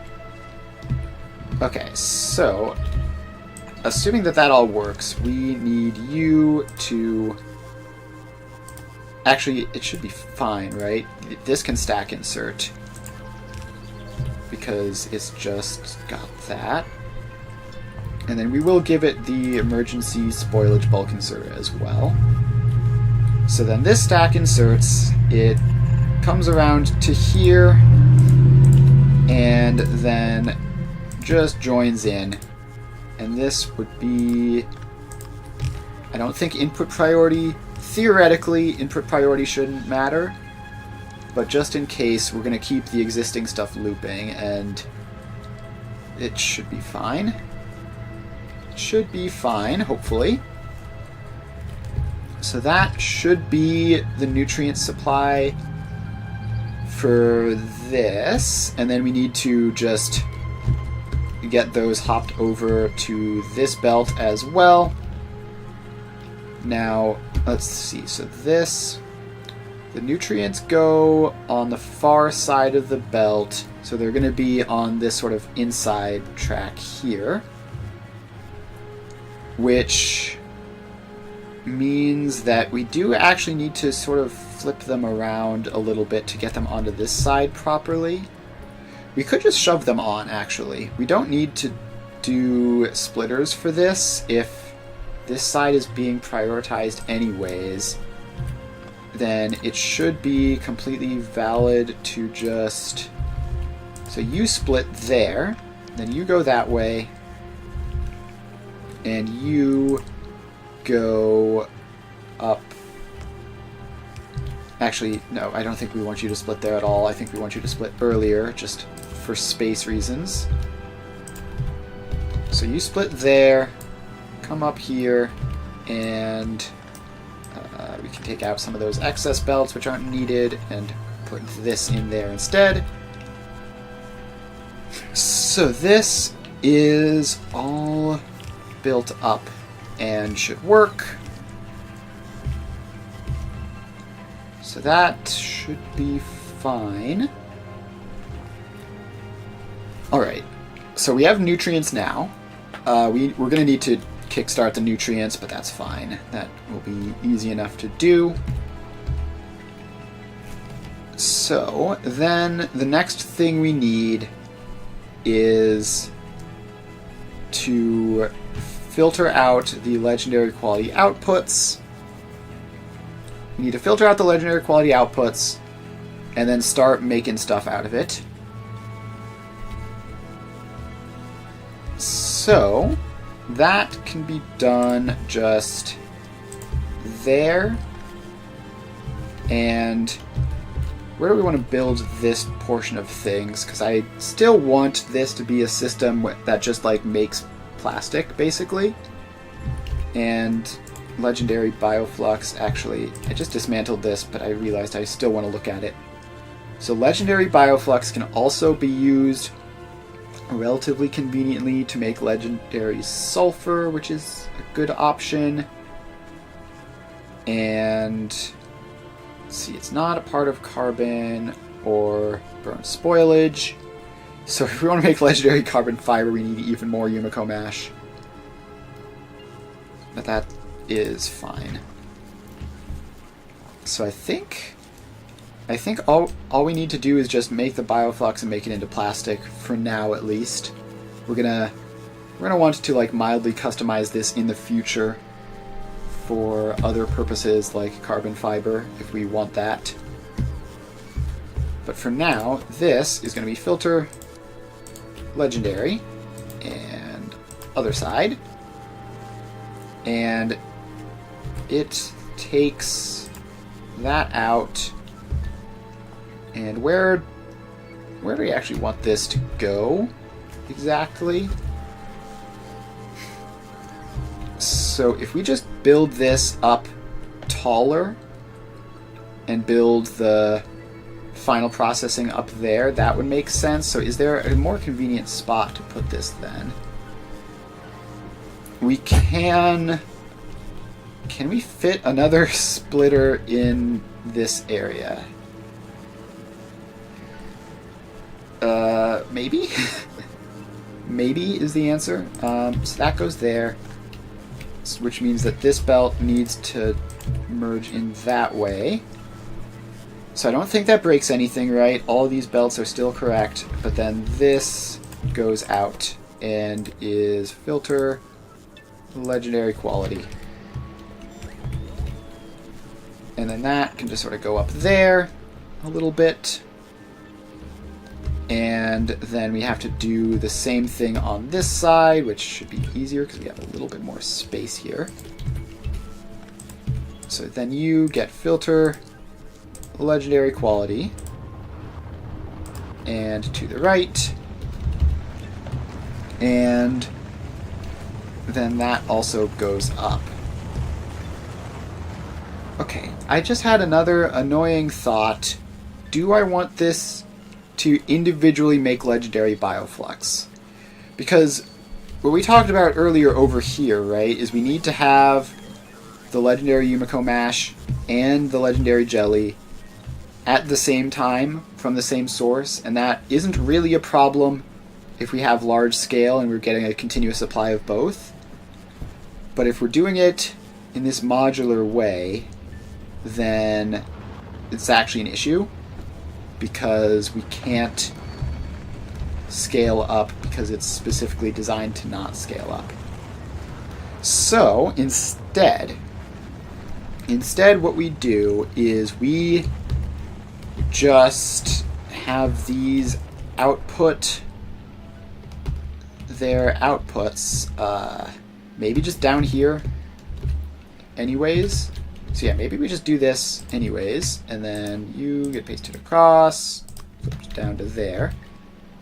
And then these just get tacked into the output side of things. And let's just have them combined up on the same side of production. And we're apparently out of underground belts. Thank you, very cool. Do you have any? No. Does Gleba support have any? Somehow also no. Let's send you down some regular belts. Alright, transport platform. Please request just regular old underground belts.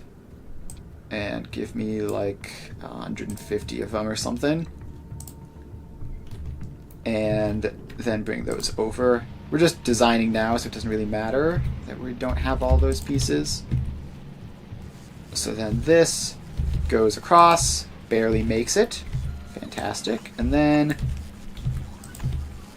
these just go down to here, which is, again, what we said, the sort of input layer of this whole blueprint. Okay, so this is the general shape of it. We still need to do some tweaking, like we need to mostly get the inserters in and the power poles and everything. But I think this should work to make both. And we need to have it like this. So, you know, we could theoretically just have these setups individually for each, but we need the nutrients to make the jelly anyways. So we're not really gaining much of anything. Like, we still need to place both of these down every so often. So yeah, this is a good setup. So now we get our inserters in, and then our power poles in, and then that will be that. So you need inserters, obviously, as do you. And apparently you need some landfill. Apparently there's just world's tiniest puddle over there. Okay, so these are going to be outputting... is one of these enough? That's 4 twice a second. This is like 5 per second. Yes. So the fast inserters are enough here, actually. So that's good. So we need to get these all set up and filtered properly. So this is the Yumiko side. So you need to be filtered to Yumiko seeds. Filtered Yumiko seeds. List. And then we pop that filter all the way down to all of those. And then these ones are going to be filtered for jelly nut seeds. And that filter gets popped down for those 3. Okay, so then the inputs are going to be not actually that fast either. So let's just do fast inserters here. And this last one barely fits. And then we get the same thing on these ones. So they all get fast inserters. And the last one also barely fits. Okay, so the inserters are in. And then these are the output ones. So these need to be filtered to just be filtered whitelist jelly of any quality. Right, so we do that. And then, right, I always forget that there's only 3 of those. Feels like there should be more because there's way more of these. filtered whitelist Yumiko mash of any quality. And then we paste that up a bunch. Okay. So these are done. These... Okay, we need to get the modules placed in. Obviously, they aren't going to exist yet, but we need to at least get a start, right? So those get all their modules. Then we need to swap over one of these to be productivity modules. I think it's one of them. I really need to check like what the optimal ratio is, but that is something which can be pretty easily tweaked later. So we just do that. So modules are in. Inserters are mostly in. This one needs inserters for the nutrients. So it gets nutrients, it gets jelly, it gets Yumiko, and then it outputs directly, and this should always be running at 2 per second, so there shouldn't be spoilage concerns, but just in case there are, let's make sure to account for that by filtering you to be spoilage whitelisted, so that if there's ever any spoilage in here, it just chucks it out.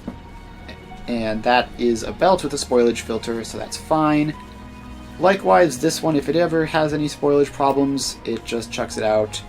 And this belt has a spoilage filter, so that's all fine. Then we have this. Okay, so we need to remove that and just build that in. These belts don't need to exist anymore. And did we do... Yes, we did the same thing over here. We don't want those to exist anymore. Okay. So that is very nearly everything. Now we need power poles, and I've just remembered we need to limit the input. So we do not want these belts taking in any more inputs than they can handle. So this, let's see, first of all, we might be able to get that to work just with a decider combinator, probably. So let's get decider combinator in here, and it's going to face this way because it's going to be taking its information from this, maybe. So okay, so this is just like half of this. Now the other option is to read from the biochambers to see, like, if the biochambers are all working, don't put new stuff in. If they aren't all working, then do put new stuff in. But I think this would be the better way. And I think, though, that we want to also track all of these ones. So now we have this entire loop done. And so this is going to then track how many, let's see, where is it? How many Yumiko fruits there are. And if that number is greater than, let's see, how many do you think would be the right number? Okay, also this is jammed, so that's fun. And apparently we got all the seeds we need for these guys. I just realized that those particular demands no longer exist. We have 44 spare and 70-ish spare. So that's cool. You love to see it. This is broken. That's fine. It'll get there eventually. So, back to staring at this. probably like... So the problem is that they might all be like clumped together. They might all be clumped together. How do I... Is that a problem? I don't think that's actually a problem necessarily, because I don't know. Let's just try it like this to start with. Is it just like greater than 50 or something? Then it'll stop. So then that outputs to a signal, which let's do a full battery signal, just something to let us know, and then this will be enable disable full battery signal equals 0. So then we get that pasted across, and then you connect to there. You are going to be set to jelly nut, that's the only difference, and then you get connected to there and to there. Both of these are read belt contents, hold all belts. So that, I believe, should work, hopefully. We'll figure out pretty soon if it doesn't. And then we've got all this. Let's see here. So this is just going to be eventually outputting just like onto a traditional belt loop thing like we do for all these, and these jelly nuts are all messed up, and I don't really know what caused them to suddenly start working again. I guess it must just be that these guys produce faster now, and that sort of just pushed it over the edge. So ideally, with this setup being controlled by this to not get overwhelmed, that shouldn't happen. So, is there anything missing other than power? Is there anything we're missing other than power? We have the inputs there. Hello. Thank you for the follow. I appreciate that. Cringingy. Don't know how to pronounce that. Okay, so I think everything is good. And just based off of this test setup, it's not like an incredible amount off of these, but hopefully these will be better because we actually have the quality modules in the first step. Okay. Oh, I just realized we need, speaking of quality modules, that's another thing we were missing. We need to put these guys in all of those. And anything else we are missing? I don't think so. I think we just need to get the power in now, which is always the fun part. So we want this to be set up in such a way that all the power lines we need are within the blueprint. So we do it like that. This approach to Gleba quality seems different from what you were thinking, and you're interested to see where it goes. Yeah, it's definitely going to be interesting. It's very complicated, I'll say that much. This is certainly not the world's most simple quality setup ever. And I don't know all the efficient ways of like maximizing quality, but hopefully this isn't too abysmal. The idea is I make this a blueprint and I paste it a bunch of times, and then even if the efficiency is terrible, then I just have a bunch of them and it's fine. To keep build on Green Marsh, there we go. But hopefully it isn't too bad either. Okay, so we get all the power poles in, and we're waiting on some foundations to show up. Okay, so now this is all built, except for the modules, which are very, very difficult to get. So now we copy paste this entire thing into a blueprint, which we're going to call. Let's see, what do we even call this? Just Gleba quality.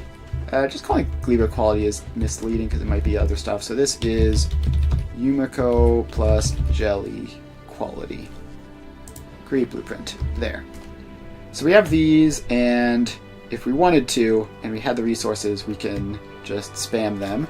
And we do not have anywhere near the modules for that at the moment. But I do want to place at least one extra one down just to make sure that it works. And I might need to move drone coverage over into this area. It's hard to see where the drone coverage is. I forgot I'm on Aquilo. Yeah, so there is a gap in drone coverage up there, which we're going to need to fill in. So that is good enough. So we just need to make sure that this all connects up properly. So that is going. Whether the resulting legendary master jelly will be fresh for long enough. Yeah, I mean, the idea is that, these outputs are going to just go directly into a line to make legendary bioflux. And so it shouldn't be that much of a problem. Now, I still don't have underground belts here. Did you pick them up? Yes, you did. So you can start heading over. So yeah, the idea is that, these output belts just go directly into assemblers, so it doesn't exist for long. How do you deal with the seed shortage? Productivity modules in all the biochambers? I don't know. The seeds aren't really a shortage. Because I'm not doing anything funky with the fruits themselves. I guess actually, technically, do you get legendary seeds? That might be a mild issue. I guess we'll figure that out once it happens. If we get legendary seeds, or uncommon seeds or whatever, we'll just have to destroy them. But the 75% productivity bonus, yeah. So I think 75% productivity bonus should mean we get more than enough seeds to outpace whatever losses we have. If not, we can just do more of this stuff, which is still broken, by the way. This is what I get for trying to set up sloppy temporary versions. It's just completely misfunctioning. Yeah, I think. Yeah, so if we wind up draining more seeds than we produce, we can just offset that by just producing more seeds than we drain elsewhere, and it should be fine, probably. But I think even with some of them becoming different qualities, this should still be fine. We just need to set these to be any quality. So we're gonna have to get that into the blueprint. Oh wait, no, that's wrong, because these are the different types of seeds. So we're just gonna have to update the blueprint with this, and then just have a filter for the legendary seeds, which, what'll we do with those? Who knows?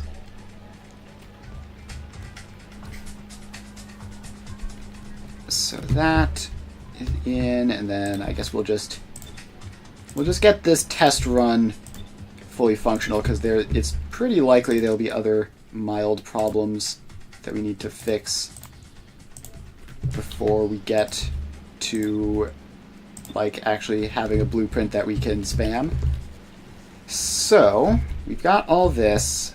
We've got this whole giant line of jelly nuts, which, why is this? Is this just still belt speed limited? Is that still the problem? Yeah, probably.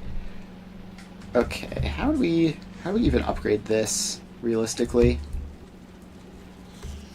Because I don't want all this to just spoil and go to waste, because that would be bad. But I don't want to spend a huge amount of time fixing this temporary setup either. Okay, so the problem is that this is mostly just looping back around, and the spoilage... Oh, is this the problem? Did you somehow get legendary? Yeah, that's the problem. Not really any special use for quality seeds. Yeah, I didn't think there was. But you never know. Okay, so we get that, and that seems to be going again. I mean, most of these guys are just cycling spoilage at this point, which is not ideal. But we're at least getting something going by doing this. So that's nice. So let's get this set up. So I need to remember... So here's the annoying part, which I should actually fix. So I need to input the fruits on one specific side of the belt. I've forgotten which one, because this belt also has to have nutrients on it. So let's see, you're the nutrients. You go out here and into this side of the belt. So what we need to do is just have like this, and then these ones are the actual inputs, and these ones are just fakes. Okay, so that should be that. Then we need to... Oh, right, we need to get a non-annoying way of jump-starting the nutrients in all of these. So let's see here. We're gonna need to get like a decent amount of nutrients in here. So here's what we do. We go, we're going to read from the belt, and wait, no, that's dumb. You read from this biochamber and enable disable. So this one will be read working. Spoilage to nutrients assembler. Yeah, I mean the thing is, I just needed to like automatically set up. So I have supplies of nutrients elsewhere that I can import through the drone system. So what I'm going to do is just do that, and then you will be enable disable on check signal equals 0, and then you just import nutrients. So now you import nutrients, and then once there's bioflux being produced, that's not necessary anymore, and you can just stop. So we do that, and that should function for the whole loop on both sides. So now we just need to take these belts here, and curses for not having much Yumiko mash for whatever reason. And I still don't have my underground belts. Those must have shown up by now. Yeah, here they are. Drop those down, and now we can actually build like half of this stuff. We needed 40 of them, and this is just going to... Do we have more quality modules? We do, so we can get a little bit more progress there. And then we need this to also go into here, and that should be much more straightforward. And there we go.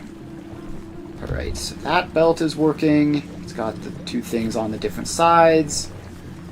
We've got jelly, and I might be dumb. This entire system relies on jelly getting past the recyclers, which I don't think they're going to.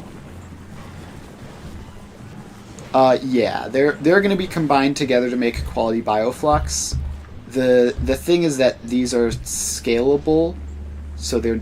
I need to be able to do that like after the fact once I've collected all of the different modules up together, basically. Okay, so this has instantly jammed. You're supposed to stop. I didn't set you up. Of course. I didn't set you up. What were you supposed to be set up to? Equals 0. That's annoying. Alright, well, it works. I just forgot to actually do it. So that is going to be rough for a little while. And also, I just realized that this jelly just dead ends. So that's not what we want. If the ingredient ratios don't mess things up, then if the ingredient ratios mess things up, then we'll just have a little bit of inefficiency, and it's fine. Doesn't have to be perfect, we just have to get some amount of bioflux. Alright, so this is the problem which we need to fix. I just forgot that we were on Gleba for a second, for some reason. Also, this is... Okay, so first of all, we need to filter this to be normal quality, because this is getting all the random junk out. So that's the first thing we need to do. And then the second thing we need to do is we need to figure out how we're looping this back down once it's done. So you go up to there, and then... Okay, no, you have to go up one further to not get crossed up with that. And, alright, this should be actually pretty easy, I think. Just go out to there, and then down that way, and we should be fine. Okay, so now that loops properly. And that's good. The Yumiko mash is still just not showing up at all. So this is running quite smoothly at like 500 in there. So 50 is probably too low. So let's try setting these to like a limit of like 200 maybe. It's probably better. And then we need to go and figure out what the heck is wrong with my Yumiko supply. They should be exactly the same. Okay, well this didn't get finished. So we can get a couple more spots in there. We have to like dismantle these copper stromatolites in order to build here or something. Because it's not letting me otherwise. Or maybe, is it just like a weird tiny spot of like the wrong biome or something? We need more Yumiko mash. I don't know where all the Yumiko fruits are going. Part of that is because this is set up differently. So the jelly nuts are set up as like an overflow from the thing that goes into the main production, whereas the Yumiko mash is just this one agri tower. I don't know why I did those differently. You just send any unused raw fruit / bioflux to a disposal area with heating and speed through your cyclers after they've flowed through everything else that needs it. Yeah, I mean, basically I've just had like occasional things that filter out spoilage on the belts, so that if there is spoilage, it just leaves, and it's fine. So, we just need to figure out... I mean, this side is going properly. Like, this is basically what I want it to be doing. I don't see any problems with that. The Yumiko, first of all, got jammed somehow because I forgot to put a power on the power to the heating tower. That's important. So we get that out, and then that should all start working again. And then we need the Yumiko to all show up. And we actually need a lot of it because the place where we output to get bioflux running is all the way at the end. So we need enough Yumiko throughput to solve that problem. And did we really run out of power poles? Okay, surely we have some power poles somewhere here. It's not there. Okay, you have power poles, and you're like on your way. I sort of did the bare minimum on Gleba and then left it for a very long time, and so there's a lot of stuff which really should exist which just kind of doesn't, like basic production for basically anything. So can I just like scrounge up a random unnecessary power pole for the short term, like you? So now we can at least get this short term problem fixed, and then can get the power poles delivered later. Alright, so this is running again. And still, this somehow manages to be way slower than everything else. Item ingredient short. What the heck? How does spoilage keep getting on these seed belts? This has happened like every time on the Yumiko specifically. There must be something weird happening. I don't know, like, if you look at all these belts, there's clearly just nothing on them, right? There's no spoilage anywhere here, except for right at the very end. It somehow shows up, and it's still here. Okay, so we just need to just keep dismantling that until the spoilage leaves, I guess.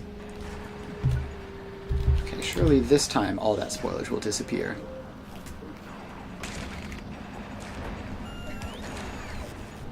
Alright, so now we don't have any spoilage. So now this should actually be working properly, hopefully. And okay, yeah, so I dismantled those stromatolites so we can actually use that portion of it now, and this should then be a 100% setup area. And transport platform. Did you bring more quality modules? No, you didn't. Very cool. Okay, Gleba support is here. Send down another stack of those just in case the previous one didn't work for whatever reason. And then we need to get to the bottom of this bizarre spoilage thing. I'm looking at all of these belts, and I don't see any spoilage at all. Like, on the seed belt, anyway. So it must just be... I do know that, like, if you build a belt over top of an item which is lying on the ground, it can pick up that, so that might be what happened. That's gotta be what happened. Okay, so this is still going, and... So if some of these spoil, like, along this route, that's actually... Is that fine? Yeah, it should be fine, because they'll just get let through and then immediately filtered out. So it shouldn't be a problem unless we have situations like this where we have potentially massive rows of things all spoiling at once. And what happened here? What happened here? How did this get 2,000 spoilage all at once? Did a massive jam of spoilage all get through simultaneously? That must be what happened. Alright, that's bizarre and really annoying. And now these guys aren't getting nutrients because I'm not getting a Yumiko mash through to here, and also all the drones are doing their absolute best to get this spoilage out. Hopefully we can keep up with that. That's potentially a problem. We might need another spoilage destruction array. Let's just get one of those in. They're easy to make, especially if you aren't doing the also partially power production side that I did on the other one. So we just get you, and what, just like 1, 2, 3. I did 4 last time. Let's do 4 again, and then we run those through, and then get some power poles, and then you just request spoilage. There we go. Any stack inserters for the spoilage? Yeah, I could definitely do that. I have stack inserters. And I probably should, to be honest. Stack inserters... It's just that under normal circumstances, we haven't had massive bulk supplies of spoilage all showing up at once like this, so it hasn't ever been a problem until whatever that was. So now we should be... How much is there? Yeah, so we're basically fine now, back to normal. And Yumiko is going through. We really need this. We really need this to happen. And I just realized I haven't. I forgot to cycle the Yumiko mash back too. Okay, that shouldn't. We need to do this. You go up to there, and then you go along this way, and no, you need to go further than that. All the way up as far as you can go, basically, and then is this a fine place for you to re-enter the belt? Yeah, that's fine. And then you also just want it to be filtered to only send normal stuff over that way, because otherwise it's a waste of time.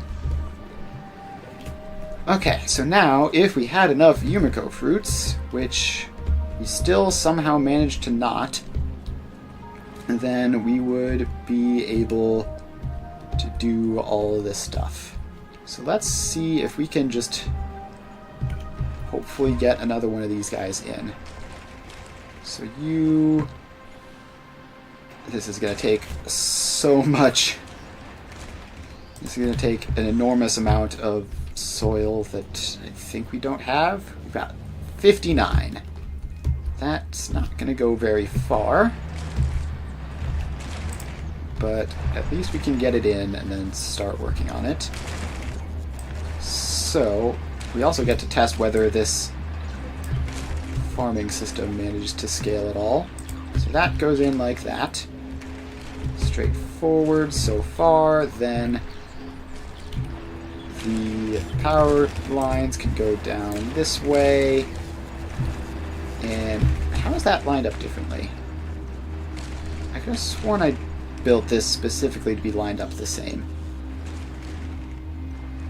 Okay, yeah, no, we can't have that. It definitely needs to be lined up the same, so you can just get dismantled again. Oh, I was looking at the drone coverage region, not the agricultural tower things. So you go out to there.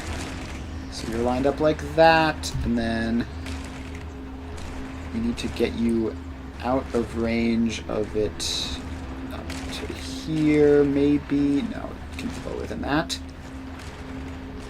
These things are so hard to line up. Okay, is that right? Yes, that's correct. Cool. So now we paste this in, and then that random electrical pole can go away. What about green belts? I have green belts. It's just that I don't have fantastic transportation systems, so getting them, like getting stuff from Novice to Gleba is already sort of inconsistent, annoying. Getting things from Vulcanist to Gleba is a little bit more work than I normally put in if I don't need to. Okay, now we run into the immediate and obvious problem. How do we get these to link up? And also we're going to need to get all this stupid wood out of here as well. So that is doing its thing, and we're going to need to get real creative with underground belts for this. So let's see here. Is this possible? No, I think this is just impossible. We're going to have to send it up and around and do stuff that way. Okay, so you go up. You go up. Okay, wait. No, because this one was slightly offset, which means that these are overlapping now. Whoops. Can we just shift this one over to the left? Nah, that would be annoying. It'll be fine. We're taking Yumiko fruits from the old factory, which doesn't really need as many as it's getting, I think. So let's just have you just go up this way, and we'll try to avoid some of this at least. So then this one, this belt needs to go this way because it's got the seeds. And then we have to get that spoilage out of you, because that will cause weird jams later. And then we just need to get these belts over to connect up with all this stuff. And we're out of range of that farming pillar thing, so that's fine.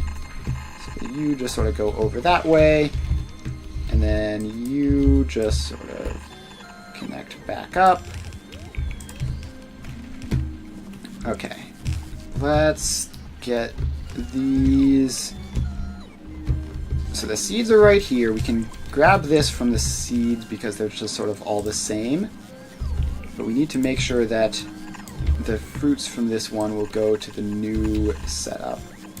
So this comes down this way, and then over to here, and then oh yeah, we even have a nice convenient spot for it. And you just go into there. Did we run out of anything? We did not. So that should be all functional for the 5% of this that we can use. Hopefully artificial Yumiko soil. Oh yeah, this is in the biome, so we get to use the cheap stuff. That's great. We have a massive stockpile of this because I did it last time I was at Gleba and then left for ages. So we can just spam all this stuff down. At least we had a massive stockpile of this last time I checked. We might have depleted a lot of it by now, who knows. But hopefully that'll mean we have enough Yumiko fruits. And so now that gets to work away. And it's got a whole lot of planting to do. And that will be that. Okay, so let's also just output priority right that guy so that... No, wait, output priority left. So that all the Yumiko fruits from this do go into this side. That'll be good. So this is still getting its nutrients in from elsewhere, which is not ideal. Also, transport platform, you need to start going back to Novice to pick up more quality modules. And, oh, I need to connect the seed outputs up. And let's see, which one goes to which? So this one can just go directly down to there. This one needs to go down to... needs to do a bit of extra work, so that belt goes underground so that this can then connect into that. Okay, so now we have the Yumiko supply. And now this should all be working. So, yes, so that biochamber is working and producing some bioflux, which means that this can now produce all of the nutrients that we need, hopefully. And that should keep everything nice and stable. And then nothing has shown up on these yet. That's because we don't have the modules, but it seems to be cycling around and not getting stuck. So unless adding the modules changes that dramatically, we should be fine. Alright, it is a little bit past when I normally end the stream. I got a bit carried away trying to get this all set up. So I think we're going to wrap up here for the day. Thanks everyone for hanging out. And I We'll be back again on Monday. I stream every weekday from 2 to 5 Eastern Time, so I alternate between Factorio and Satisfactory. So if you're interested in any of that, make sure to follow. And if you've already followed, that's pretty cool. Thanks. And that's about it. I will see you guys next time. Bye.